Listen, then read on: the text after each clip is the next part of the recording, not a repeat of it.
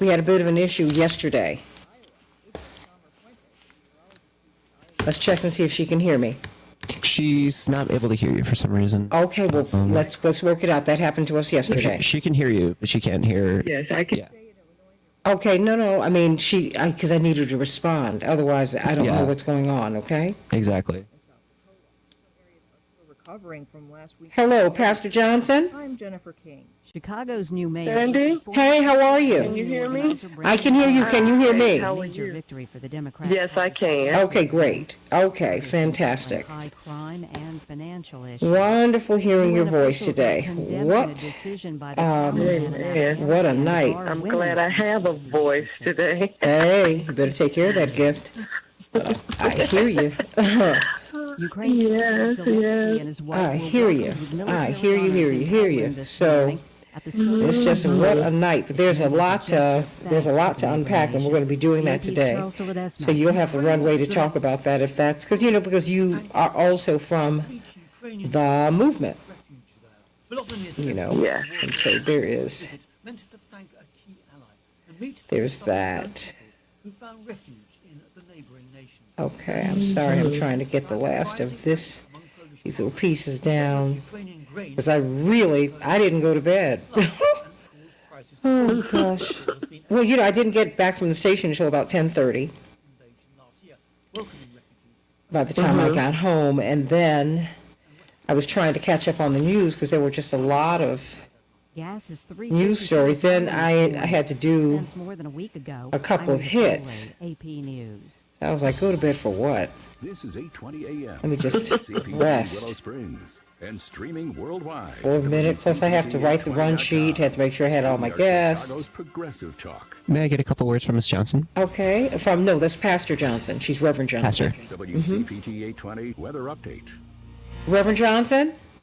From the weather office. Yes. Okay, he needs to hear you just to make sure that, Well, good morning. I am definitely here. I'm alive, alert, awake, and enthusiastic about this day that the Lord has made. Tonight's skies become partly cloudy wow. at 34. they said a win for the history Hearing books. everyone loud and great. It's your latest Chicago Okay, that's weather great. update. Okay, so everybody, I want you all to call in today, and let's talk about this historic win and what it means. Now, I told you the voting is the end of the beginning, not the beginning of the end. Now the work begins. And we've got a lot, you know that. Johnson, I've known Pastor Johnson since I was a little girl. She was a teenager. 5 minutes. And thank you so much. And one of the coming out of the civil rights movement. I mean, because in high school, I don't want to tell your story. I've got everybody coming in to Facebook now and YouTube. Hey, Michael Ann. Hey, Kenneth. Hey, Robert. Hey, Carol. Sending you all so much love today. Everybody like and share. Andre, Linear Bob, Dave. Please like and share, everybody. Like and share, and please go over to the Santita Jackson and Friends Facebook page. Santita Jackson and Friends Facebook page. And let's get with it, because what a night. Are you over 50? What a night it was. 33% more income in retirement? What a night it was. But it's like it's almost like 1983 again. And I was away in college at the time. Maximizing your income in retirement. There was such a miscalculation by the corporate media, Pastor Johnson.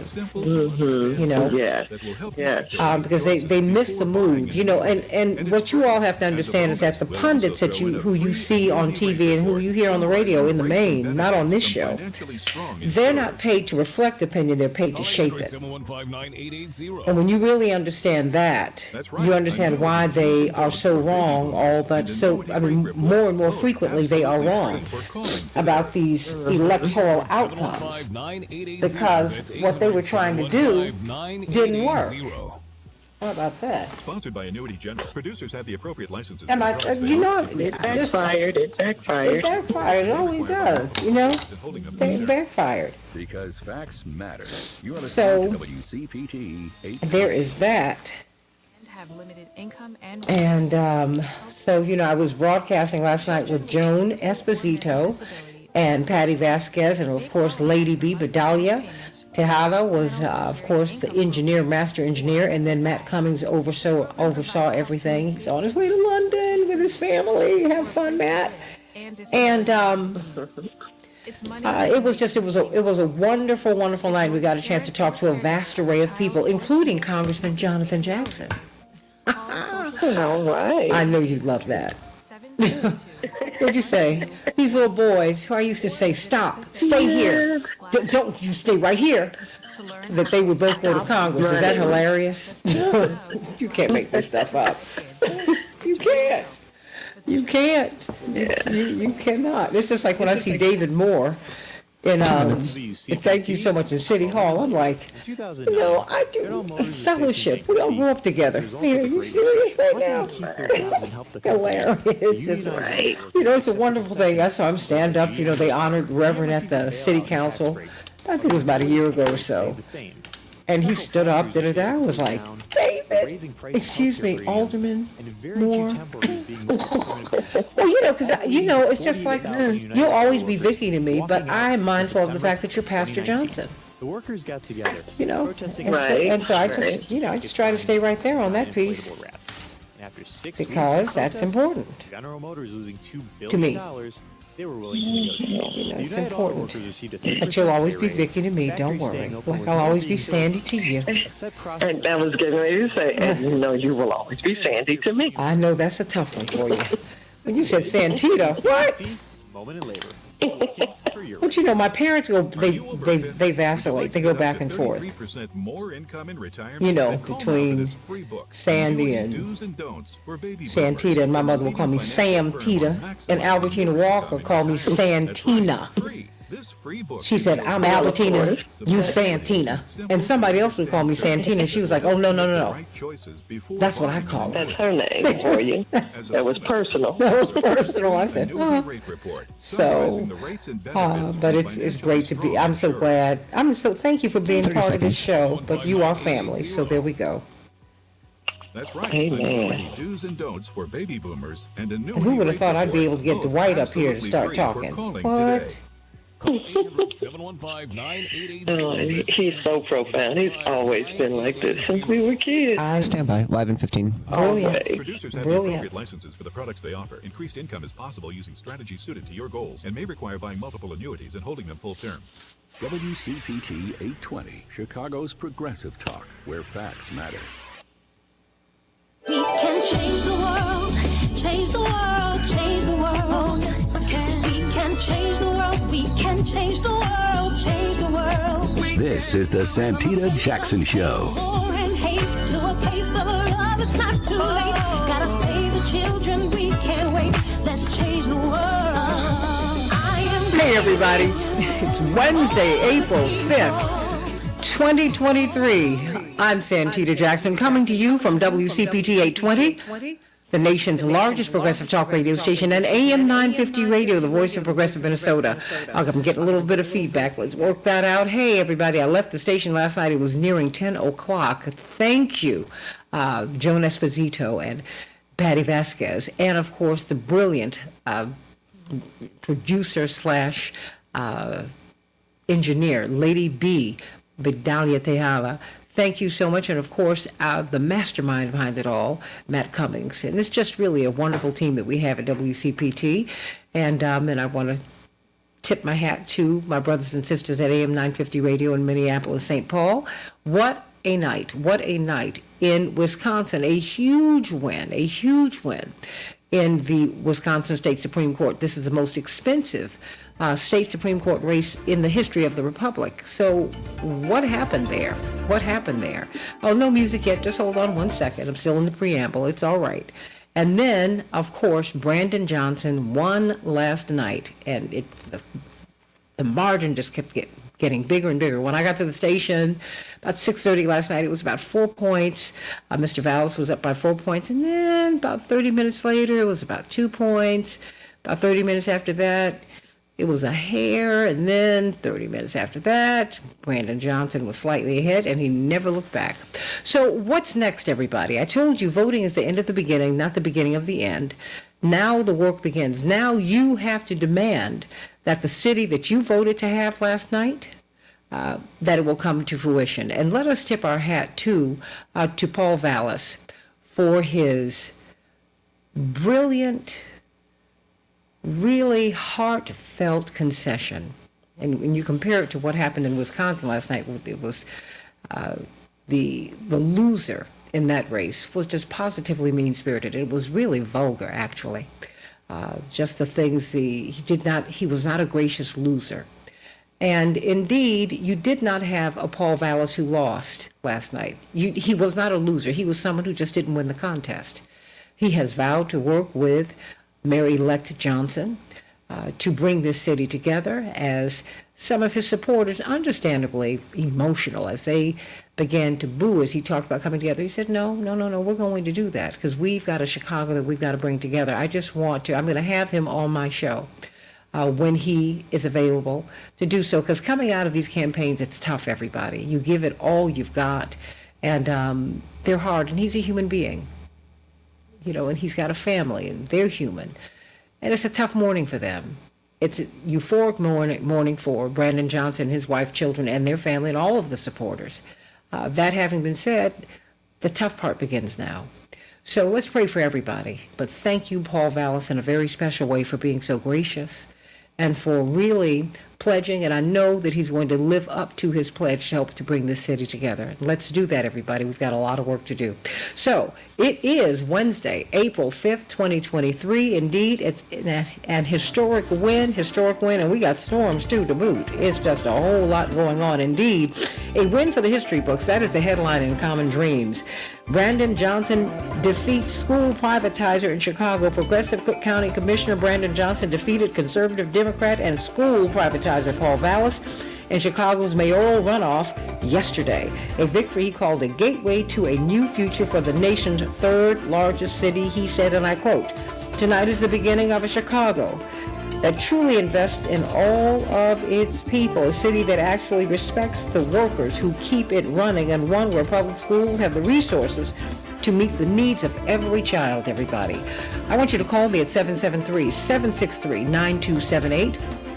773-763-WCPT. I want to know what your thoughts are with respect to this campaign yesterday. What happened here and what happened in Wisconsin. Indeed, Wisconsin can shape the presidential election in 2024. So much about yesterday's wins were about 2024. In a historic court appearance yesterday, former President Donald Trump pleaded not guilty to 34 felony criminal charges of falsifying business records in a Manhattan criminal court. Prosecutors allege that former President Trump sought to undermine the integrity of the 2016 election through a hush money scheme with payments made to women who claimed they had extramarital affairs with the former president. He has denied the affairs after the arraignment. Former President Trump flew back to his Mar-a-Lago residence in Florida, where he delivered a speech riddled with all sorts of accusations against his prosecutorial team. He said, quote, "I never thought that anything like this could happen in America, never thought it could happen. The only crime that I have committed is to fearlessly defend our nation from those who seek to destroy it." What are your thoughts, everybody? 773-763-9278.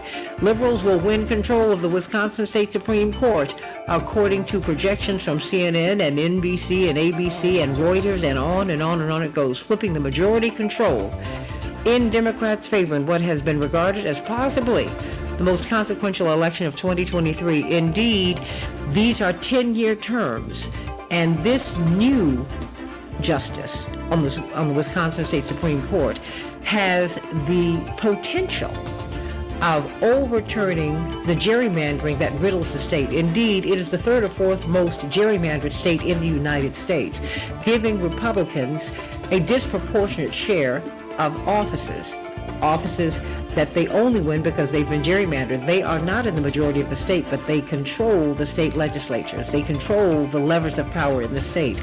We'll see what goes on, everybody. Florida's state senate this week passed a 6-week abortion ban, igniting protests at the state capitol that resulted in several arrests. The bill, which still needs to pass the state's Republican-led House, comes 1 year after Governor Ron DeSantis signed a 15-week ban into law. Volkswagen is recalling 143,000 of its Atlas SUVs due to a sporadic issue detected in some passenger side airbags that can switch the sensor off under certain conditions. And those are just some of the headlines on the Santita Jackson Show. A high of 79 degrees today in Chicago, along with thunderstorms. Minneapolis, St. Paul, 39 degrees and cloudy. In the NBA, the Hawks, 123. Chicago, 105. The Timberwolves, 107. The Nets, 102. In the NHL, Chicago, 4. And the Flames, 3.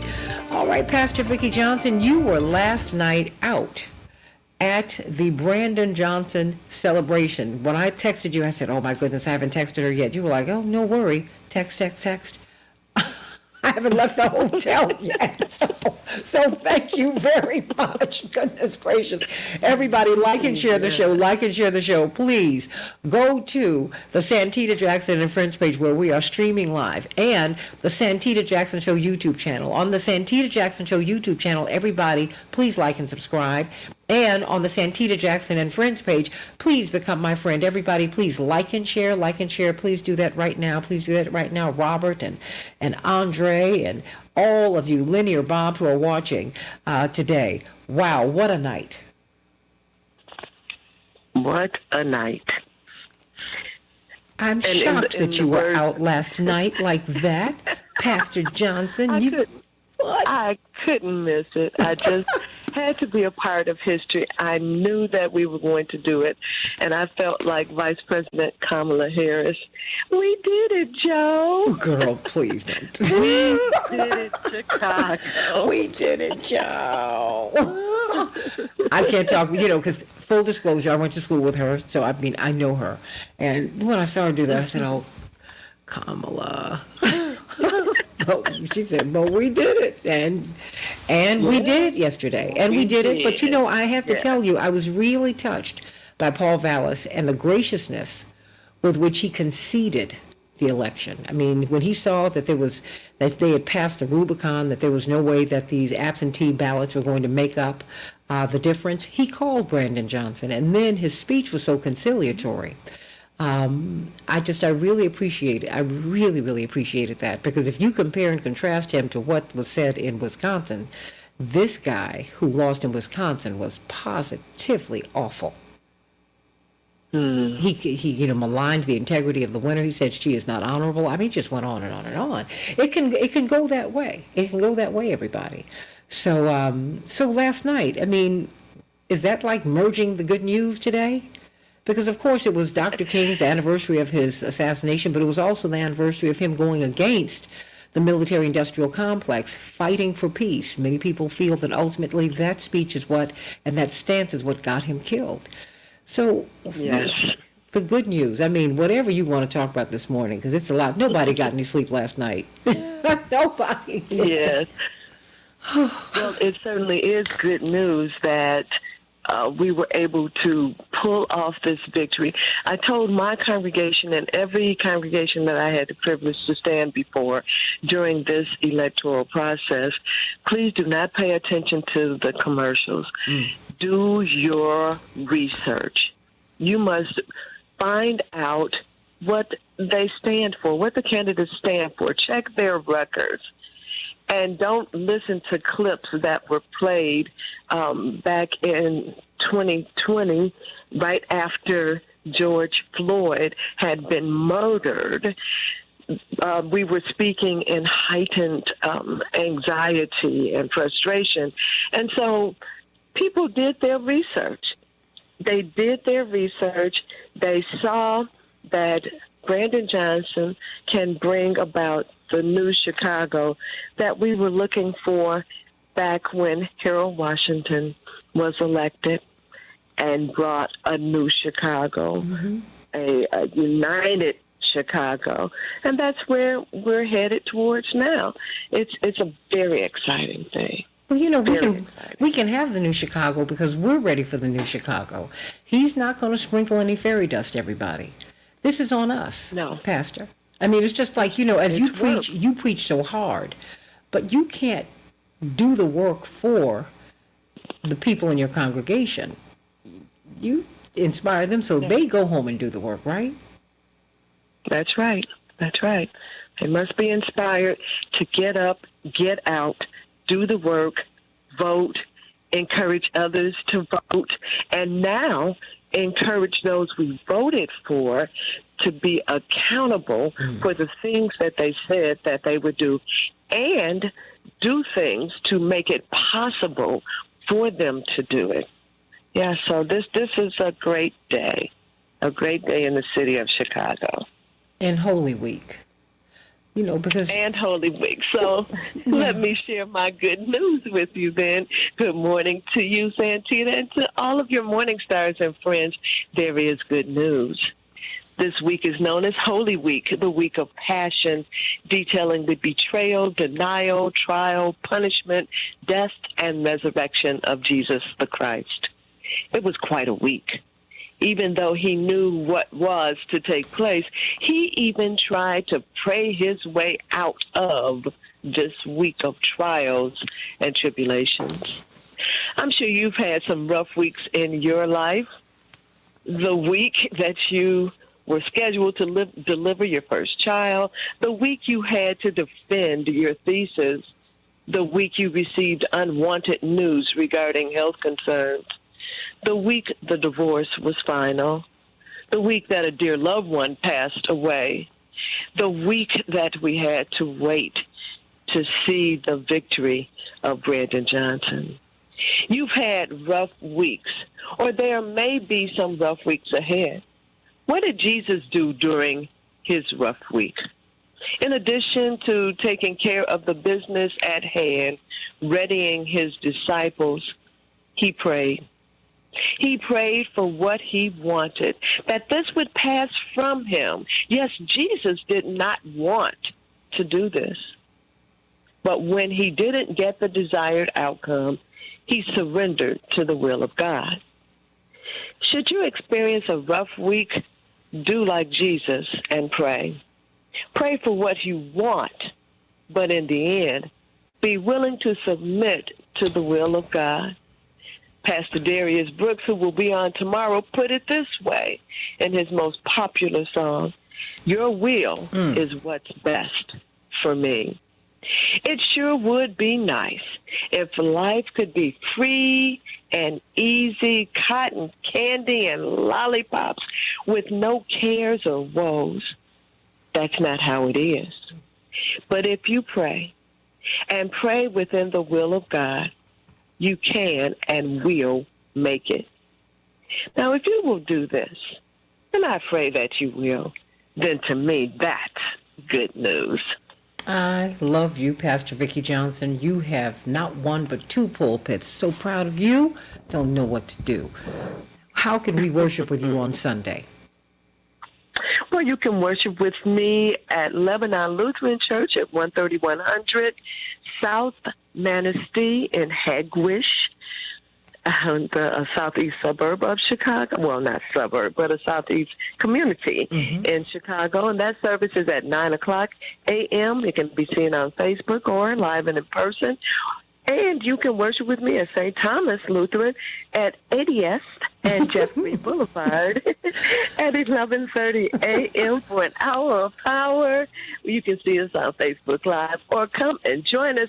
It's Resurrection Sunday. It's Easter Sunday. Come and let's celebrate the resurrection. Amen. Amen. We love you, Pastor Vicki Johnson. Pastor Vicki Johnson, one of these days she's going to sing on the air with us.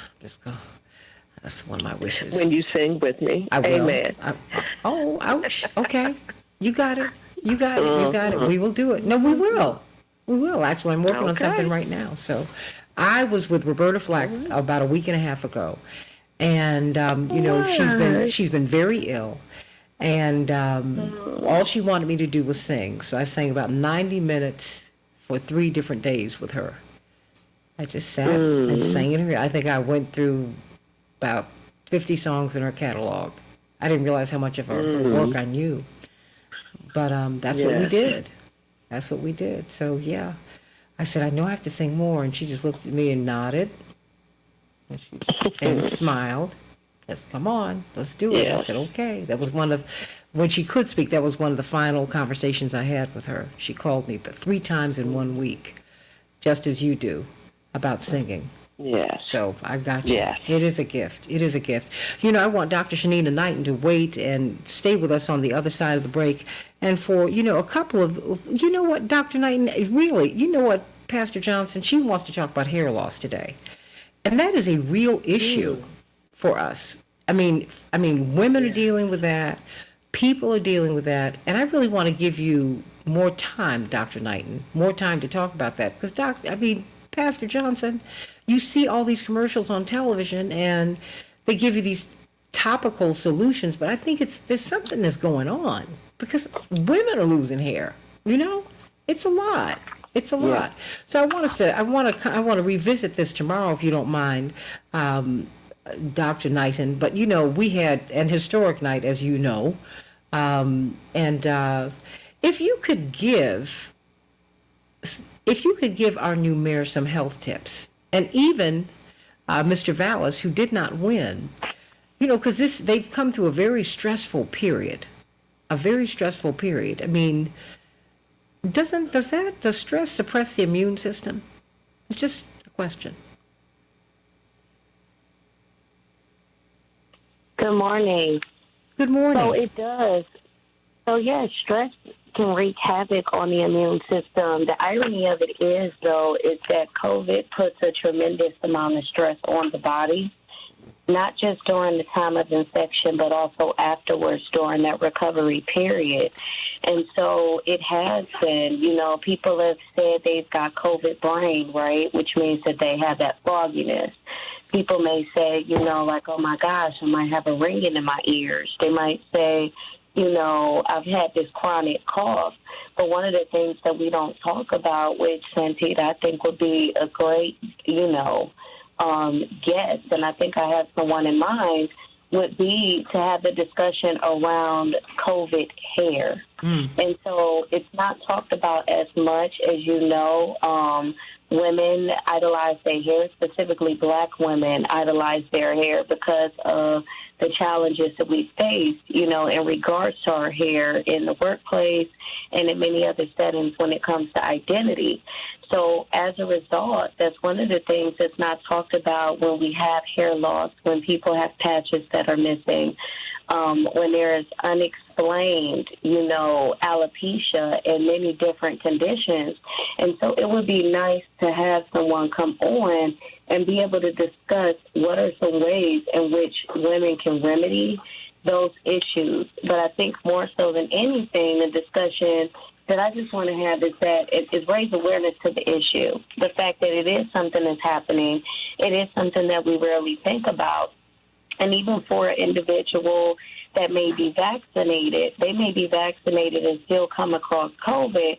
And while COVID can lessen, or the vaccine can lessen the severity of symptoms, some of these side effects that are a result of having COVID-19 do not necessarily go away, or you're not automatically excluded or exempt from them. So it's important to be aware of them. And that's why I've always emphasized on the show that even if, whether you had COVID, whether you got the vaccine, whether, you think you've had COVID, it is the most important time to seek out getting some sort of preventative care, health care in place, or even a primary care doctor to make sure that you're doing regular checkups. Because like Pastor Tish said, she said COVID is a snitch. And so for a lot of people that may have been borderline diabetes, they may have been borderline high blood pressure, it's ended up in a situation of where things have converted over. And unfortunately, that has really worked against us in this current climate, because when you then look up and say, I have a condition and I'm unaware of it, 9 times out of 10, without having a primary care provider, by the time they make it in to see someone, it's already too late. Hey, everybody. Even if you use the health care system of the county, you can get a primary health care provider. Please do that. We're going to continue to talk about that, and bring your person on so we can talk about this hair loss, because this thing is real, and it is it's really troublesome to so many people. It impacts self-esteem, all of that. But, you just wonder when you have these changes in your body, what's going on.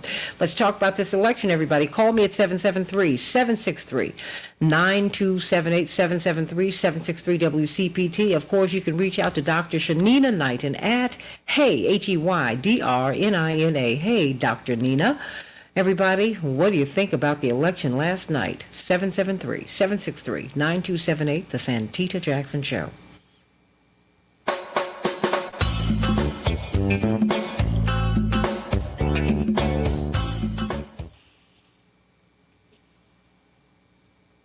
Ooh. So, Dr. Knighton, I'm going to have to let you go because I need the line. We don't have enough lines. Okay. But you know what? Daryl Jones wants to speak with you today. Okay. Because we talked. And in fact, if you can stay here for a hot second so that you can, hear him, just stay here, but I'm going to have to let you go right after that. But he wants to speak with you because, of course, he operates in that space. Okay. So I didn't even know, as brilliant as he is. I was like, wait a minute. He's sitting right here. Yeah, I'm going to take it. Okay. Oh, yeah. So, yeah, absolutely. So let's do that with him. Just hold on, because he'll be up in a hot second. All right. Oh, boy. I have not been to bed. But actually, I feel exhilarated. Last night was fantastic. I didn't get home from the station until about 10:30. And then I needed to... I wanted to hear the speeches, wanted to know what happened in Wisconsin, then I had several interviews to do, so I, came in, bathed and, just did my hair, and that was the end of that. I said, well, let's just keep on going. But I'm going to take a nap after this. So... Yeah. Look, there's no need for me to run out, girl. It's going to be raining today. And if you look at my hair, you know what? But I'm losing. Now, you know what? You can talk to me about losing your curl pattern as I get older. And my mother said this was going to happen. Oh, that woman. Always so right. She said, you got to watch it. Because I tried to get a relaxer twice and all my hair fell out. I know. I got it. Don't say anything. I know. Relaxer. I shouldn't have it. Okay, and it worked. It didn't work, okay? But that having been said, my hair is easy to bump it out and get it straight. But as I get older, and a friend of mine was telling me this too, everybody's having this experience, they're losing their curl pattern. It's like your hair kind of goes back to the way it was when you were a child. Yeah, wow. I ain't gonna lie, that's interesting. Girl, I mean, it's happening all around. And my mother told me to watch it. She said, your hair's very much like your father's. It's going to thin out. Look at your grandmother. And, okay? It's like, oh, man, what? I'm starting looking at some wigs or something. So, look, I like those on a regular basis because I don't like dealing with my hair. You know what? I'm so accustomed to pulling it back, or when people talk about the natural hair movement, I had to learn how to wear my hair, just wear it curly, because that's all I could do. Yes, Henry. Hi, we have the panel for the next segment ready to go. Okay, who do we have? McKee, Attorney Aaron Robert Patillo, Attorney Aaron Connolly, and Attorney Daryl Jones. Okay, Attorney Jones. Good morning, Santita. Hi, Attorney Jones. I've got Dr. Knighton here, and I told you I was going to connect you to her and connect her to you today, so that she can speak to you about what she's dealing with right now. We got 30 seconds. Absolutely. Okay, Shanina. Yeah. So yes, I'm here. I will connect you all after the show. Okay, that sounds great. I'll remind you. Okay, so we will do that because she really, really, really needs your help, and I was like. Not like you don't have a full plate, but she needs you. Daryl. Stand by. About to come back. Stand by. Worries. And try to get Dwight, please. Yes. Okay, thank you. He's already here. Okay, hey, Dwight. All right, good. How are you all doing Let's this get morning? right to it. We're coming up. Stand by, everybody. How you doing, Daryl? Stand by. Change the world, change the world, change the world.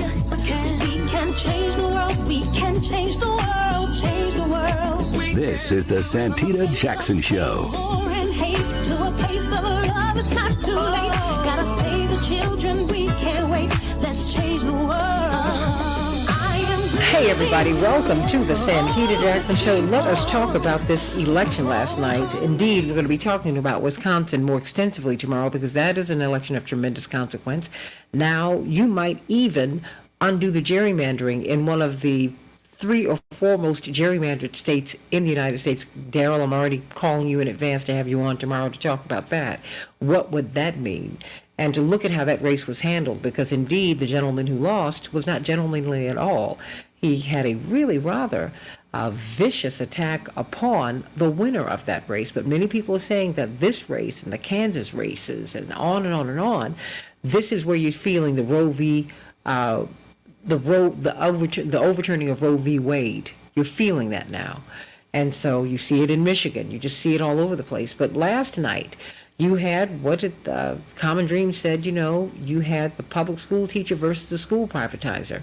And to the credit of Paul Vallis, he was very gracious as he conceded the race to Brandon Johnson, telling his supporters, we've got to come together. So I want to know what your thoughts are, everybody.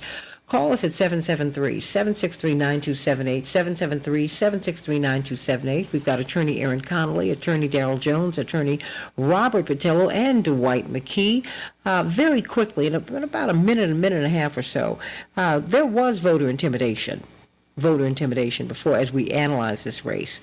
We had many of our Latino brothers and sisters. They were campaigning, they were canvassing, and they were getting their tires slashed yesterday. They were being shouted down. What happened, Aaron? Well, good morning, everyone, and happy day after Election Day.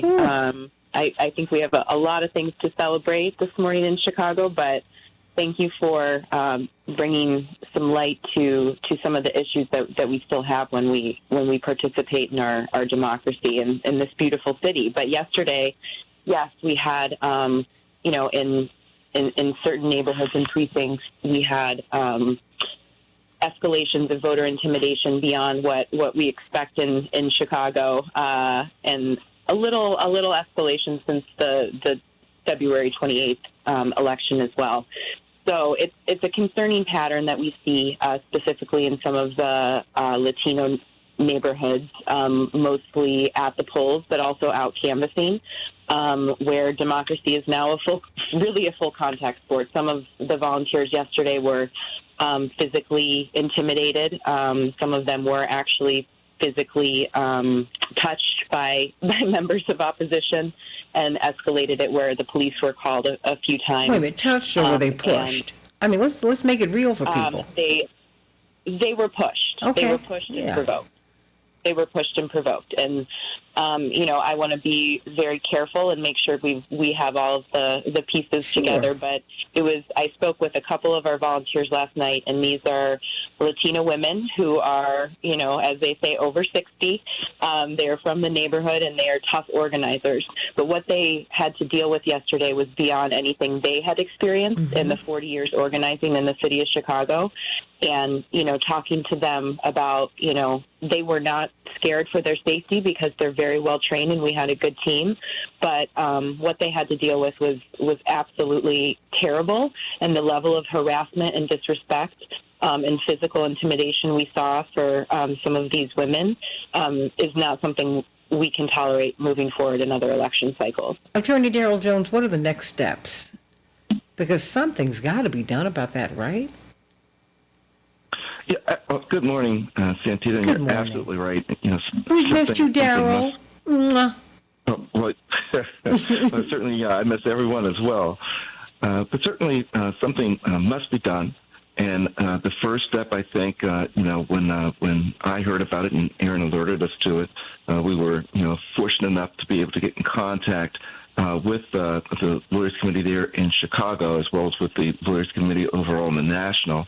And they were able to get election protection patrols and election protection people increased and on the streets as the sun fell there in Chicago to try to look out for anything that was happening to try to respond. But it doesn't stop there, because what we're now doing is that during the Rainbow Push convention, we're going to be convening there in Chicago to hold hearings so we can do field hearings to find out what went on, to try to get information about what went on, so that we can alert the necessary federal investigators to get them involved as necessary with the incidents that occurred.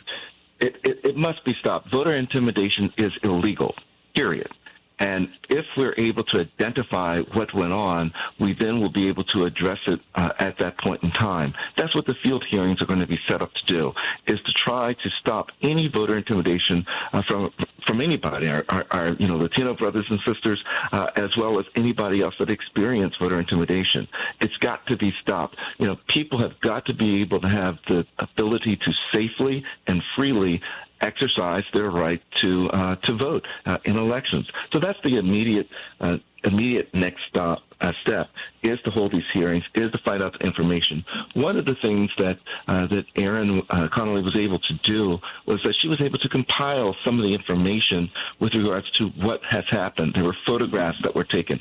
All of this will be turned over to the election protection people at Lawyers Committee, so that the investigation can be underway. We see this happening now. And if we're not able to put a process in place to try to stem it now, to try to stop it now, to try to decrease it now, it's going to escalate as we go to this 2024 presidential election. So that is the immediate next step, is to open up the field hearings, to get information, and to be certain that the Lawyers Committee, as well as some of the MALDEF, the Mexican American Defense Legal Education, all of those people are involved in being certain that this is happening. One of the things that was unacceptable, that we felt discouraging, was that when we were able to check with MALDEF to see what was going on and what had been reported, that they didn't have any information, and that there were not sufficient Spanish-speaking people that were available to be able to be on the streets to hear what was happening. That's unacceptable, and we need to be certain that that's addressed and that is occurring. But in order for that to occur, we've got to be certain that any incidents are reported, that any incidents people are calling in, because we don't know what's going on. If MALDEF doesn't know what's going on, if the Lawyers Committee doesn't know what's going on, they can't address it. So we've got to be certain that we know what's going on so that it can be properly addressed. Amen. And we will be talking about that, the Rainbow Push Convention, which will be in mid-July.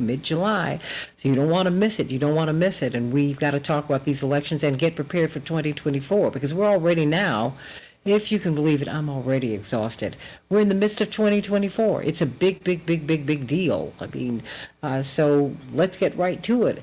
We've got Attorney Robert Patillo and Dwight McKee with us, too. Attorney, well, before I go to you, Attorney Patillo, Dwight McKee, what happened last night? And you kept saying, you and Robert kept saying that and you too, Attorney Connolly, that the table would be reset if Brandon Johnson won. Okay, he won. The table is going to be reset. You said many people lined up, they hedged their bets with the establishment, and they lost, and that's going to be difficult for them. What did we see last night, Dwight? Well, good morning, everybody.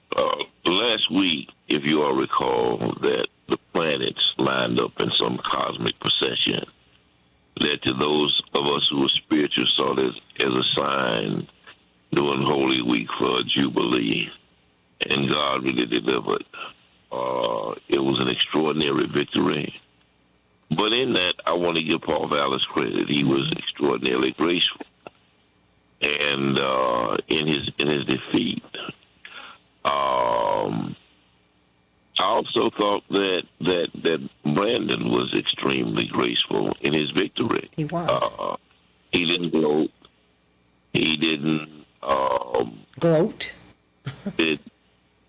Didn't gloat. Mm-hmm. When he had every right to. What we saw more than anything else, I think, was a victory for the children of this city. As you saw a whole group of people who have spent their lives committed and dedicated to teaching, educating, edifying children against a constituency of businessmen who saw for themselves a access to profiteering at the expense of some children. And to the people's credit, the children were able to win. And I think it's going to be a long-range victory. You could tell in Brandon's speeches he really has a heart for the children. I think what it also, though, was created a reckoning that we were able to see a group of people who we expected to really, really commit themselves to the benefits of the community, to take those benefits and put them over their own personal benefits. And many of them, not all of them, many of them, it seemed, made choices based on their own personal aspirations and their personal benefit to the expense of the community. And I think it's going to be a reckoning for that crowd. I think that they were exposed for a basic level of hypocrisy. I do think some may have been sincere and believe Brandon was that Vallis was the right approach. But it's hard to believe that most of them was confused, because there was so much overwhelming evidence that of what happens to that approach in education. And Brother Brown brought in people from all over the country who testified to the impact of that philosophy on their own cities, Baltimore, New Orleans, Philadelphia. And so it's hard to believe that, listening to that evidence, that they didn't understand what the ultimate consequences of that philosophy was going to mean to the black community. But yet they decided to line up behind that. Many thought for their own personal benefits. And I think there's going to be a reckoning. What does that mean, a reckoning? I think many of them lost the credibility in the black community. I think many of them who could have been legitimate players down the line, who had developed their own constituencies, I think now that people are looking at them askance. I think people are trying to figure out what their real motives were, and the trust is gone. And so many of them who could have been major players, even this administration, is going to have a hard time finding grace, because many people don't trust them anymore. Because, it was very confusing to see them justifying a guy whose track record has produced such vile consequences. Not saying he's vile, but saying sometimes even your unintended consequences wreak havoc. And all of the evidence suggests that this was going to happen in this situation. And yet they made these critical choices. So I think they lost credibility and would never be the kind of players they could have been otherwise. Attorney Robert Patillo, what do you see? To give us the, if you will, the 30,000-foot view, which is what Dwight gave us too. But, what does this say about, was this a victory for the Democratic Party, or was the Democratic Party used for a people's victory in Wisconsin and in Chicago? Well, I'm going to read a tweet from my good friend and Trump attorney, Jenna Ellis, that I think will shed some light on this. So Jenna Ellis was the Trump attorney who was recently disbarred or censured by the Colorado bar. I remember her from all the election interference. He says, Wisconsin has fallen. Republicans will barely notice, then get mad when the new liberal majority rule on an abortion ban. Then later she tweeted, Chicago has fallen. The right means and the left wins. How many of us were even aware of the Chicago mayoral and the Wisconsin Supreme Court elections today? How many GOP voters forgot to vote? So their problem is, on that side of the aisle, that they are so obsessed with their dear leader Trump, they're so obsessed with these culture war issues. They're so obsessed with these non-bread and butter, meat and potato, kitchen table issues. Then they get into their own kind of silos where they forget the actual needs of the people, and they actually forget the elections even happened. They're so busy trying to own the libs, etc., that they forget to actually turn out and vote. They're so into their own media sphere that they don't understand that they haven't won a popular vote in a presidential election since 2004. And that's the only popular vote they've won since 1988. They don't understand that their senators represent 40-plus million fewer voters than the Democratic senators, that they are, even with the majority in the House of Representatives, have something like 3 million fewer total votes than the Democrats in the House. So because of this, they have no conceptualization of how to reach out and actually turn out the vote. You very rarely see a Republican voter registration drive. You very rarely see Republicans doing get out the vote drives. They spend so much time talking about how the election was stolen from them. They haven't really understood how to actually win elections and the grassroots nature that is necessary to turn those people out. It's not about waving Trump flags on the side of the road. It's not about sending out angry tweets. It's about the hard work of actual political organizing. I remind people all the time that all the people you see on television that have the little chyron that says political strategist, political analyst, this, that, and the other, is just somebody who had free time.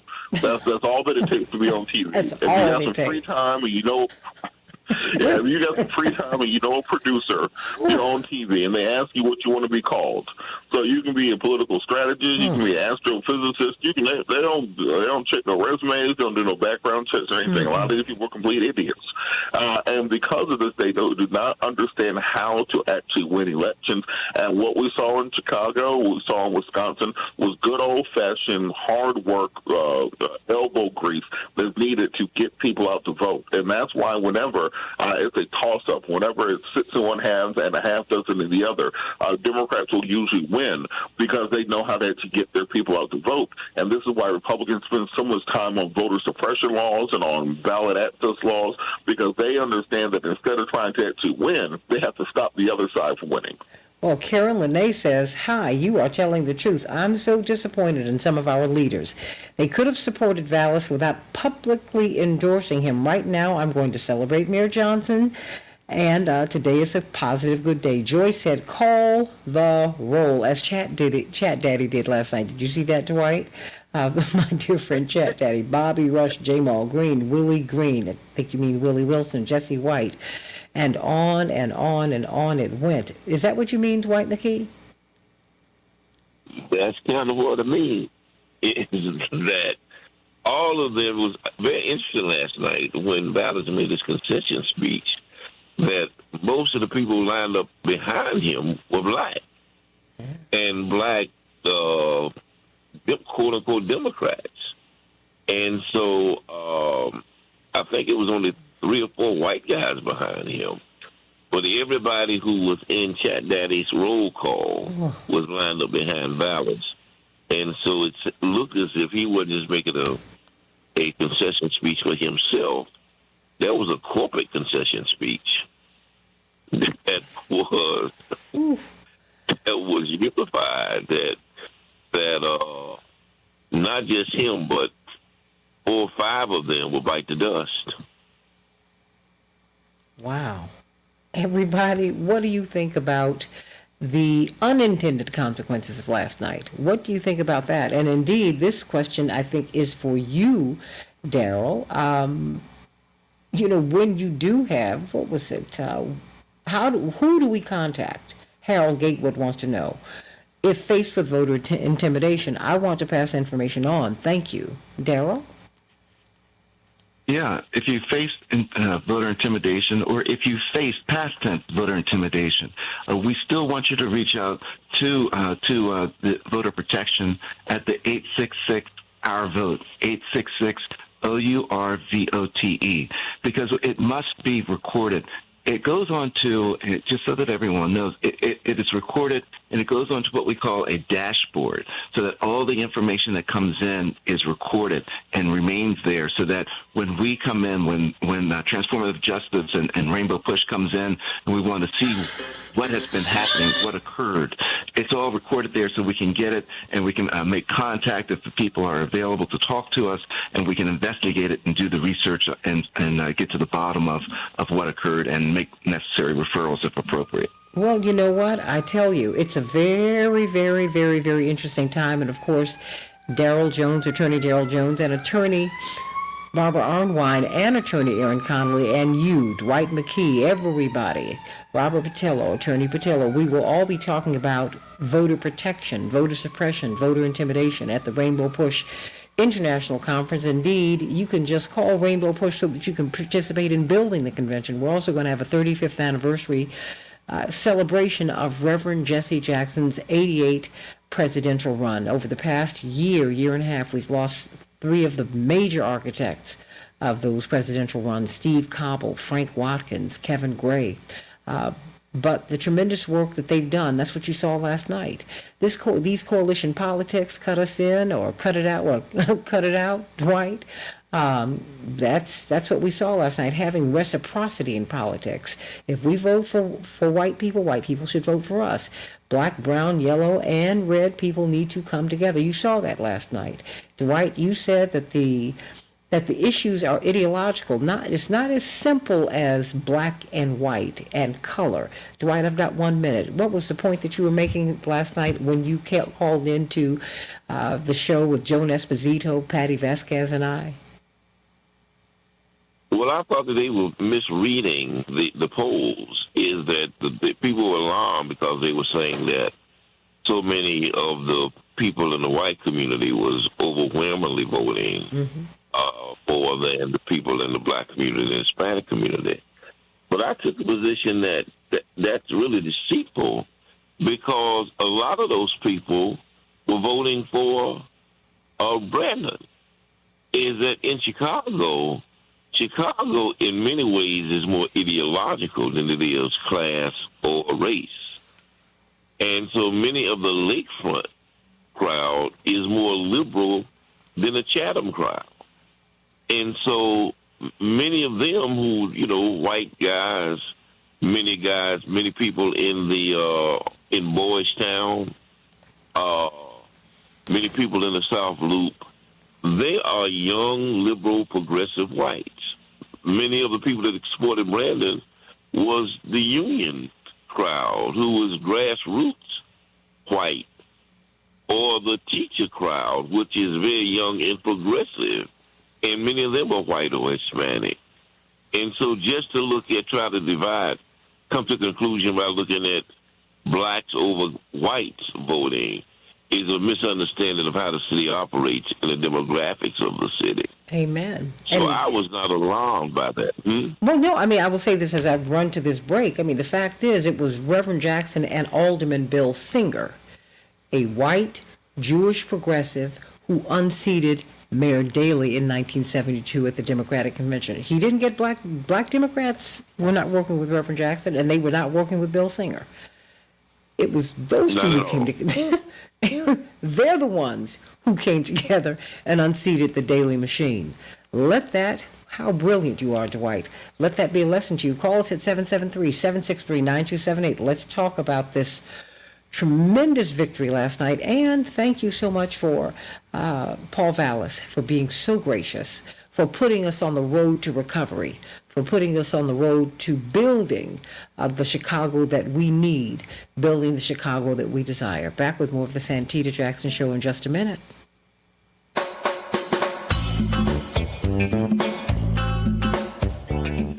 Dwight McKee and Daryl Jones and Attorney Patillo and Attorney Aaron Connolly, did you hear the concession speech, whatever it was, last night from Wisconsin? Yeah.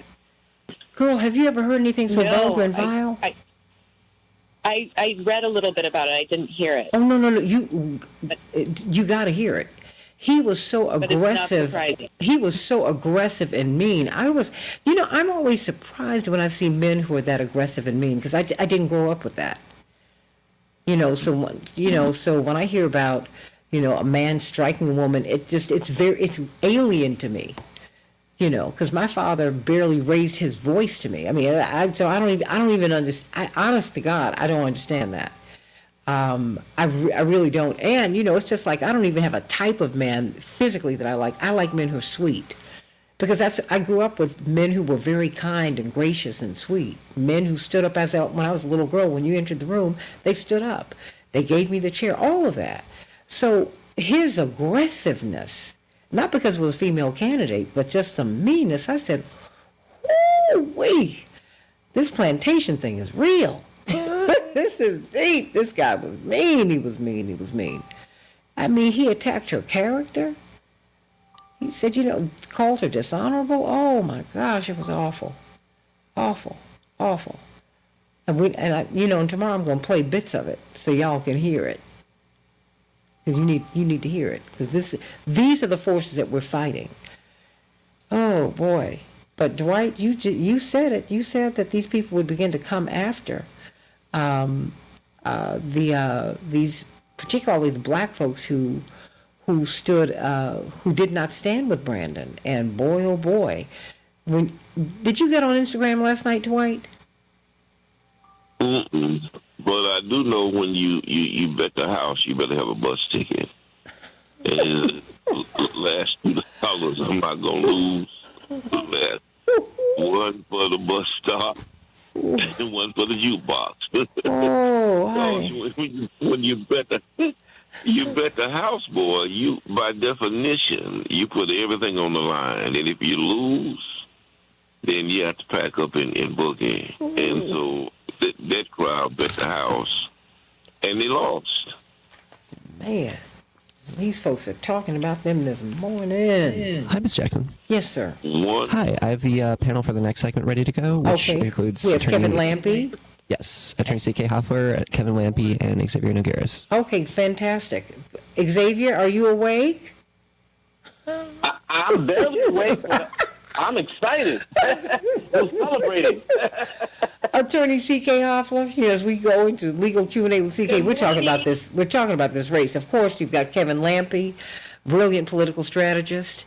Oh boy, you had to be proud of Paul Vallis last night, though, Kevin, because he graciously conceded. He was gracious. Yes, no, and that is how the game is played, you know. And I mean, game in the best possible way.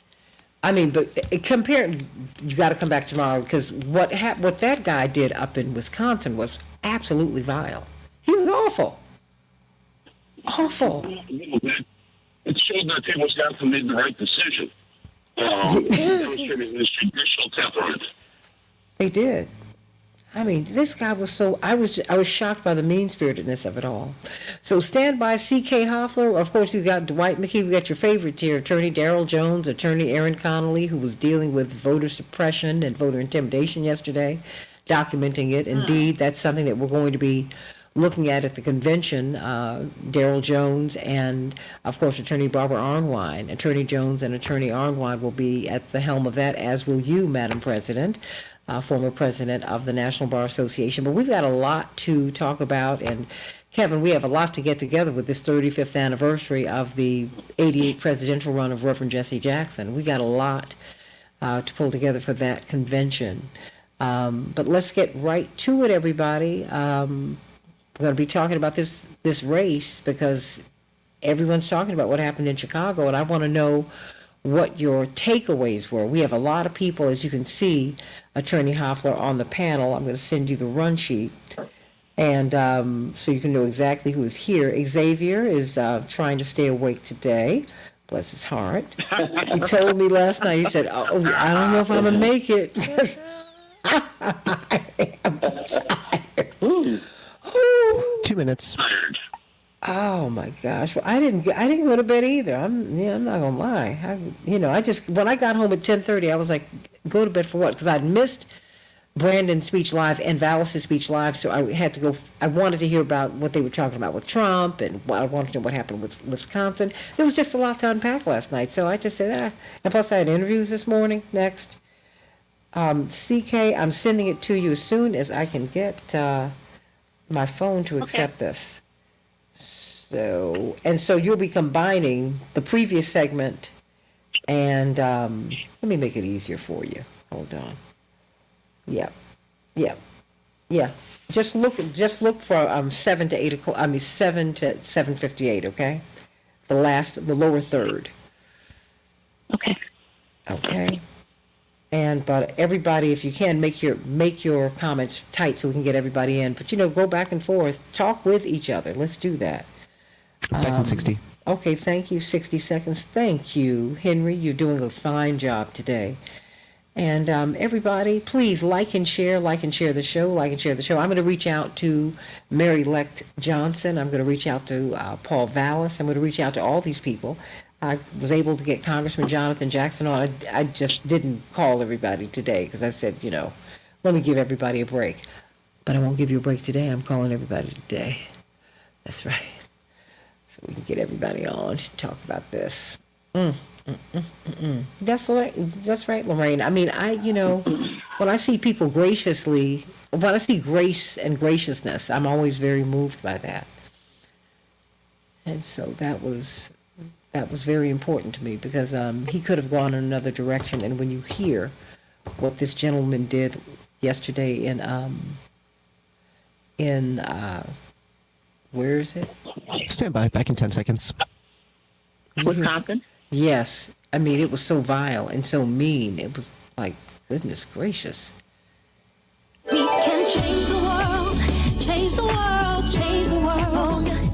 We can change the world, we can change the world, change the world. This is the Santita Jackson Show. War and hate to a place of love, it's not too late. Gotta save the children, we can't wait. Let's change the world.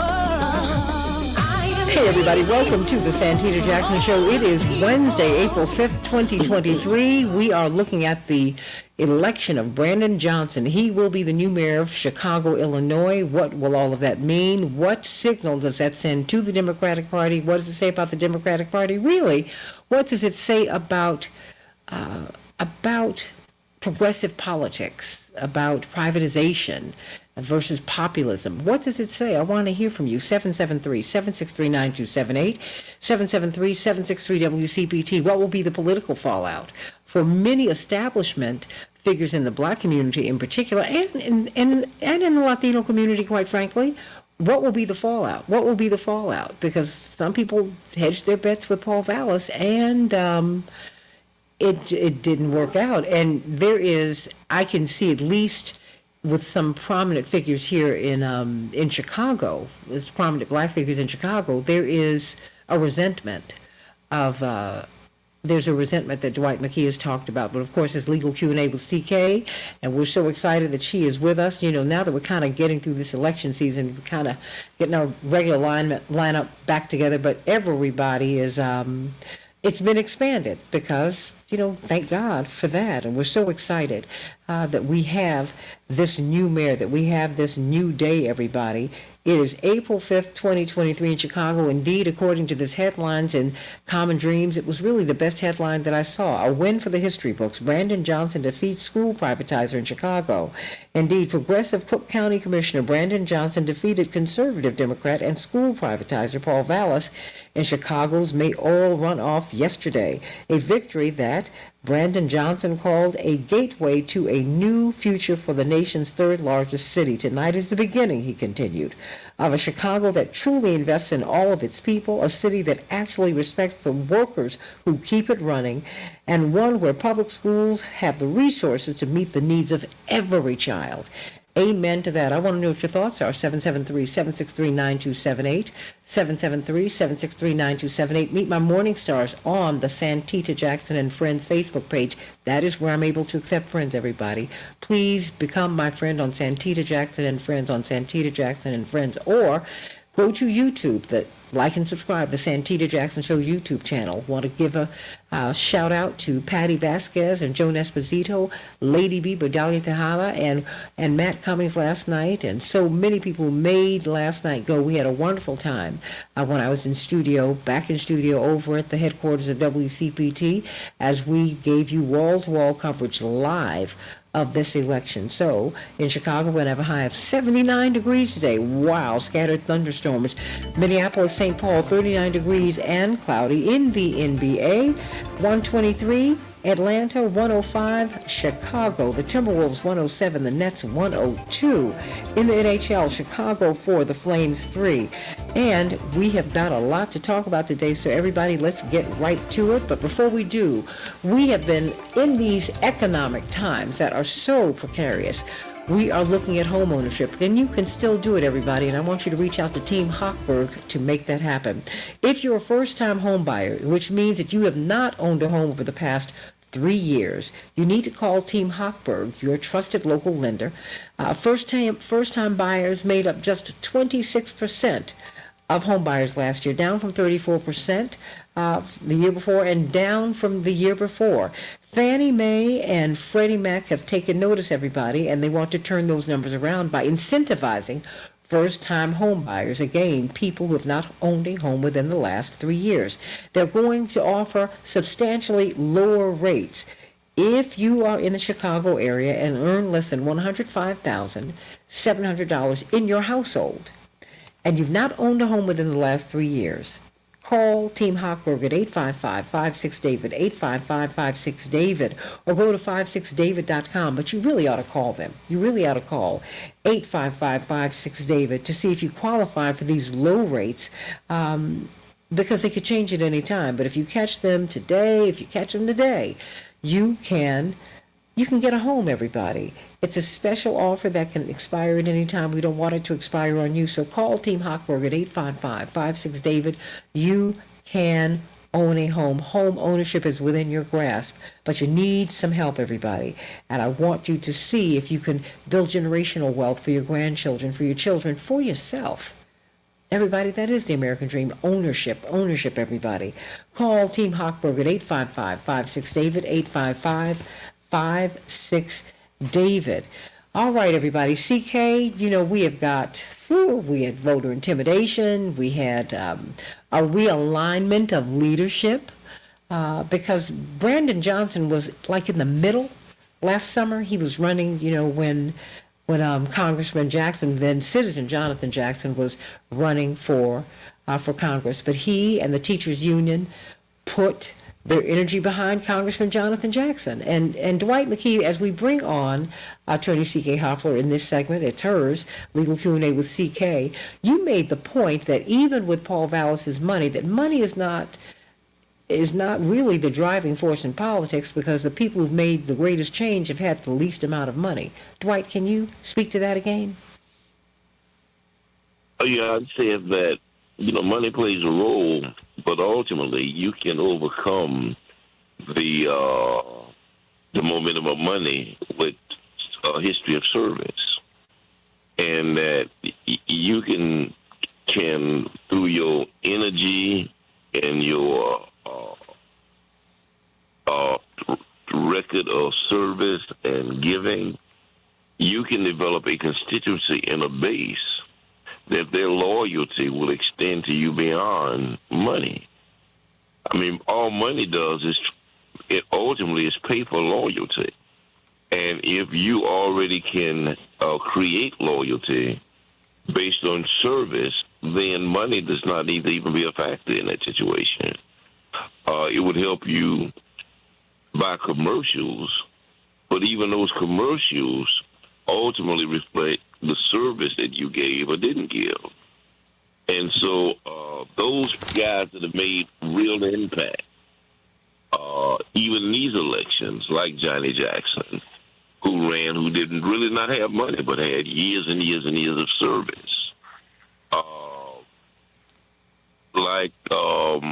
Like Brandon, who didn't start out with money and was polling at 2%, because of his service to the educational community, they all rallied behind him. I remember I said the other day that Reverend Jackson, when he ran for president, he was able to register millions and millions and millions of voters.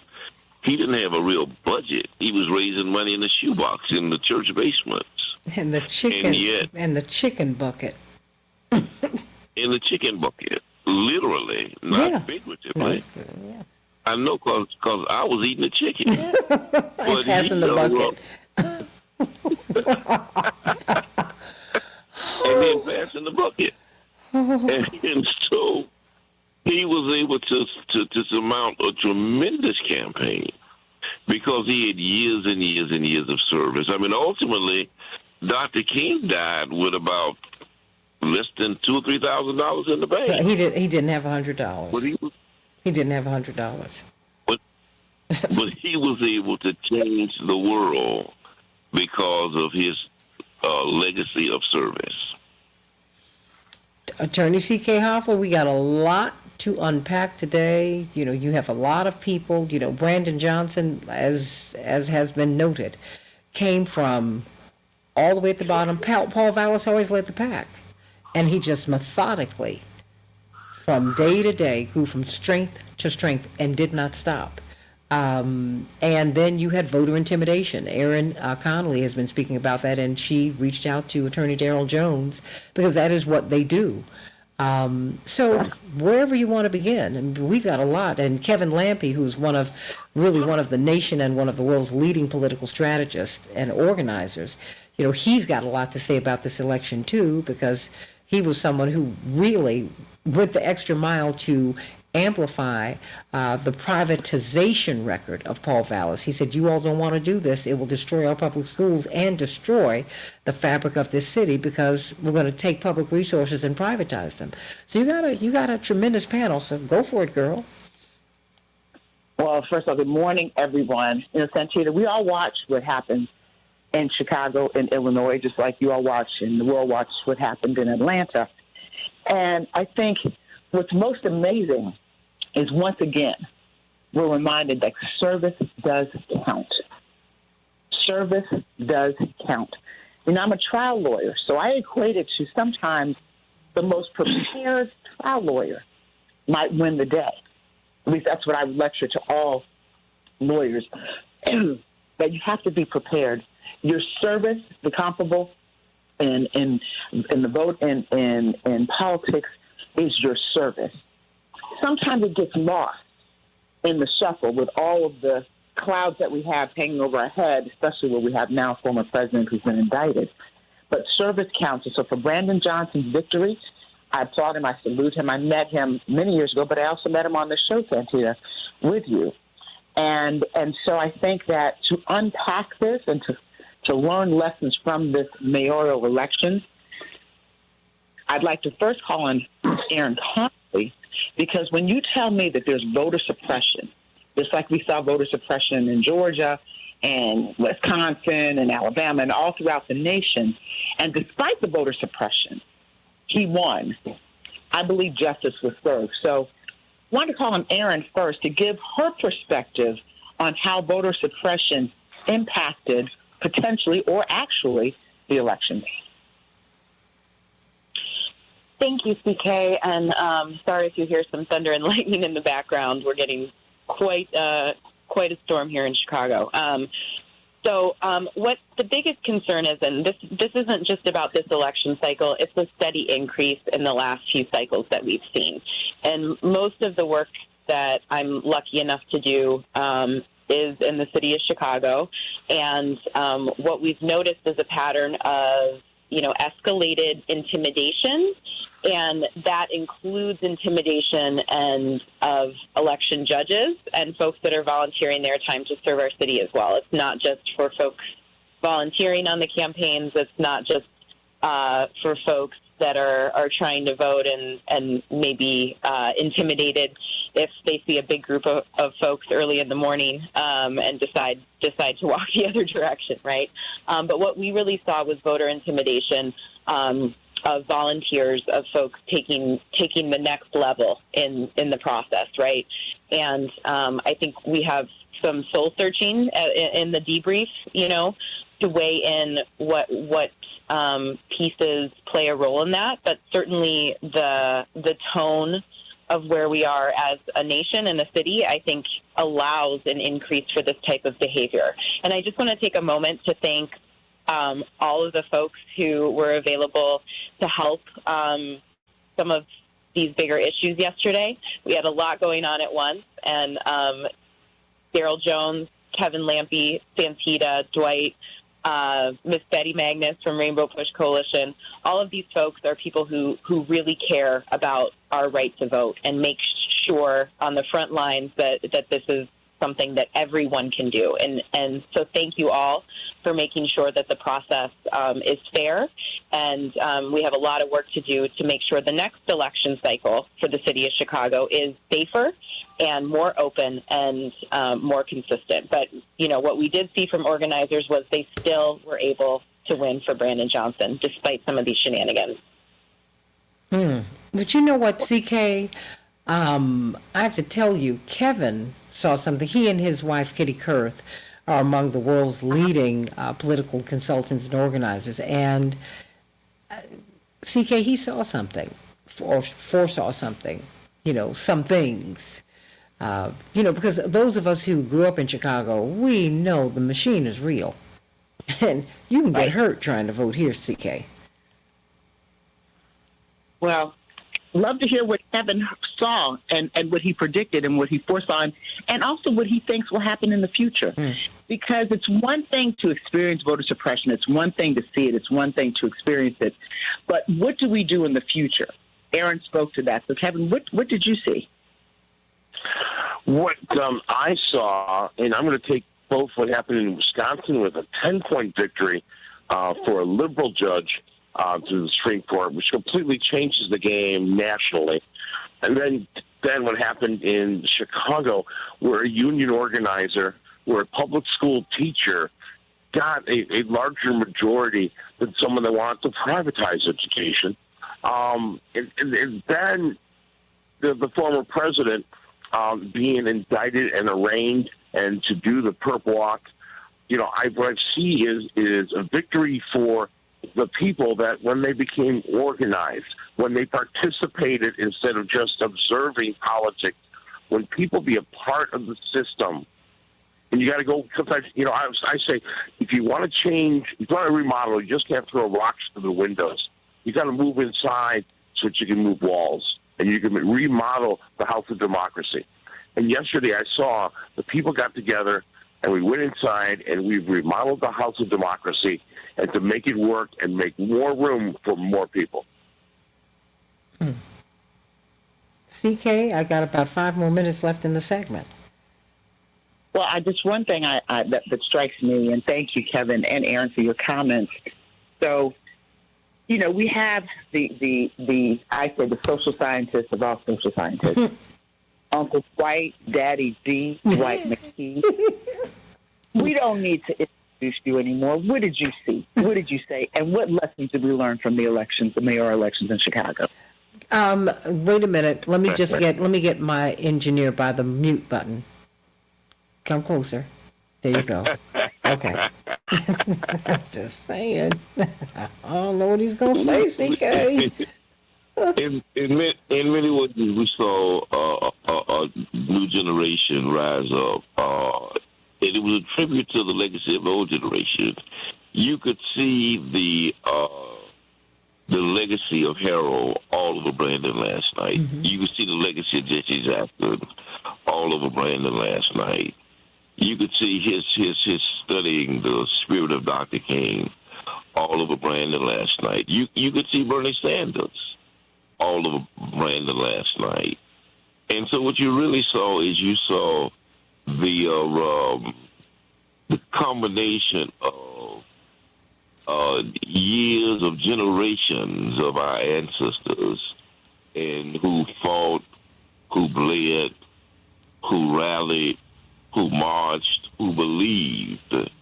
You saw them fulfilled in the destiny of their grandchildren and great-grandchildren in Brandon and the people who got behind Brandon to help him win. You saw a faith and a belief that things really could be better, and a hopefulness that I actually hadn't seen since Obama and him running. And you would think that after all these disappointments, that people would be resolved not to kind of give up. But yet, for some reason, people were willing to believe and to fight and to put their energies in and their resources in and seek a better day. And so I think that this next generation of children are going to really be the ultimate beneficiaries of that energy and that belief and that hope. It was very exciting and very encouraging. Well, I mean, CK, I mean, you did, hope is alive, but now we have to do the work. Keep trying to tell folks, now we got to do the work. Now, the people who did not support Brandon Johnson, they're going to meet him they're already at City Hall, the corporatists. They're already there. So we're going to have to continue to make known what it is that we want him to do and push him to, push him not because we don't like him and don't trust him, but push him to let the people on the opposite side of him know that we're not playing, CK.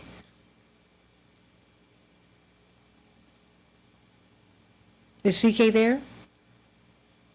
Well, I think I told you all, voting is the end of the beginning, not the beginning of the end of the process. And so we have to understand that, but we also have to understand how important it is to protect the vote. Attorney Darrell Jones, many of us think that voter protection is just something you need to do in the South, not in North Jackson, Mississippi, also known as Chicago. But yesterday we saw, you have your work cut out for you right here. And even in Kenosha. You thought I forgot, didn't you? Absolutely, Santita. It's not something that's limited to Alabama or to Texas or Mississippi, but we've seen it in existence in Wisconsin. We've seen it in existence in the city of Chicago. We've seen it in existence all over the country. But yesterday, one of the things that I'm most pleased with, and I'm certainly shout outs to Mayor-elect Brandon Johnson and Judge Protasewicz for her victory in Wisconsin. But one of the things we're most proud of, what we ultimately saw were people-powered politics, that the people used the power of their vote to go out and push things through. Even in New York, we saw it because of what happened with the prosecution and the indictment of President Trump. That was powered by the people because the people were the ones that put the prosecutor in place to bring the charges, and the people were the ones who sat on the grand jury to bring the charges. So yesterday really was a real victory for people-powered politics, and I give a big shout out to all those people that ventured to the polls and cast their votes to make it all happen. And we're vowing, as Aaron was speaking earlier, we're vowing to make it more safe, to make it easier for people to make it to the polls and cast those votes so that they don't have to worry about slashed tires. They don't have to worry about the voter intimidation tactics that we saw practice in some of the streets in Chicago of what was going on. Whether you're Latino or non-Latino, you shouldn't have to go through it, and it should be painless and without intimidation that you're able to vote. So that's what we're most proud of with regards to the whole series of what happened yesterday, Santita. Oh, hey, everybody. Now, CK, you're back. We're going to go to this break. Okay. But, we've got Xavier Nogueras, who's going to talk with us. CK, at 17, he traveled with us during the 88 campaign, and he was running as a delegate. He was going to turn 18 by the convention. And now he's become this really huge media figure here and around the country, and we're so proud of him. But boy, oh boy, he has had a whole lot to say about this election. 30 seconds for you, CK. Take us out. Well, just as Darrell said, yesterday was a big day on many fronts. And I want to unpack that a little bit more after the break, because there are legal ramifications for every single thing. The mayoral race, what happened in Wisconsin, and what happened in New York. And that's what I think we should unpack after the break. All right, everybody. Call us at 773-763-9278. Got a lot to talk about on the Santita Jackson Show. Back in just a minute.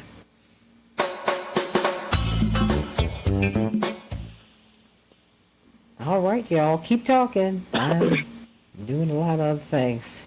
I'm trying to get you all go on the Santita Jackson and Friends YouTube channel and go on my the Santita Jackson and Friends Facebook page and on my Twitter feed at Santita J. Please like and become my friend over there too, because I have been sending out Pat Kelly's Kevin, his vile speech. I was able to capture his speech, and it's just they called it vitriolic. I call it vulgar. I was just stunned. But what did you say? That's why he lost? Demonstrated a true character. And, the speakers on my television were corroded by his words. It is, and this is this patriarchal, we're always right. Nobody can tell us what to do because we're the ones that know what's best. And this is always the problem with conservatives when they do the overreach. Conservatives don't listen; they just tell you what to do.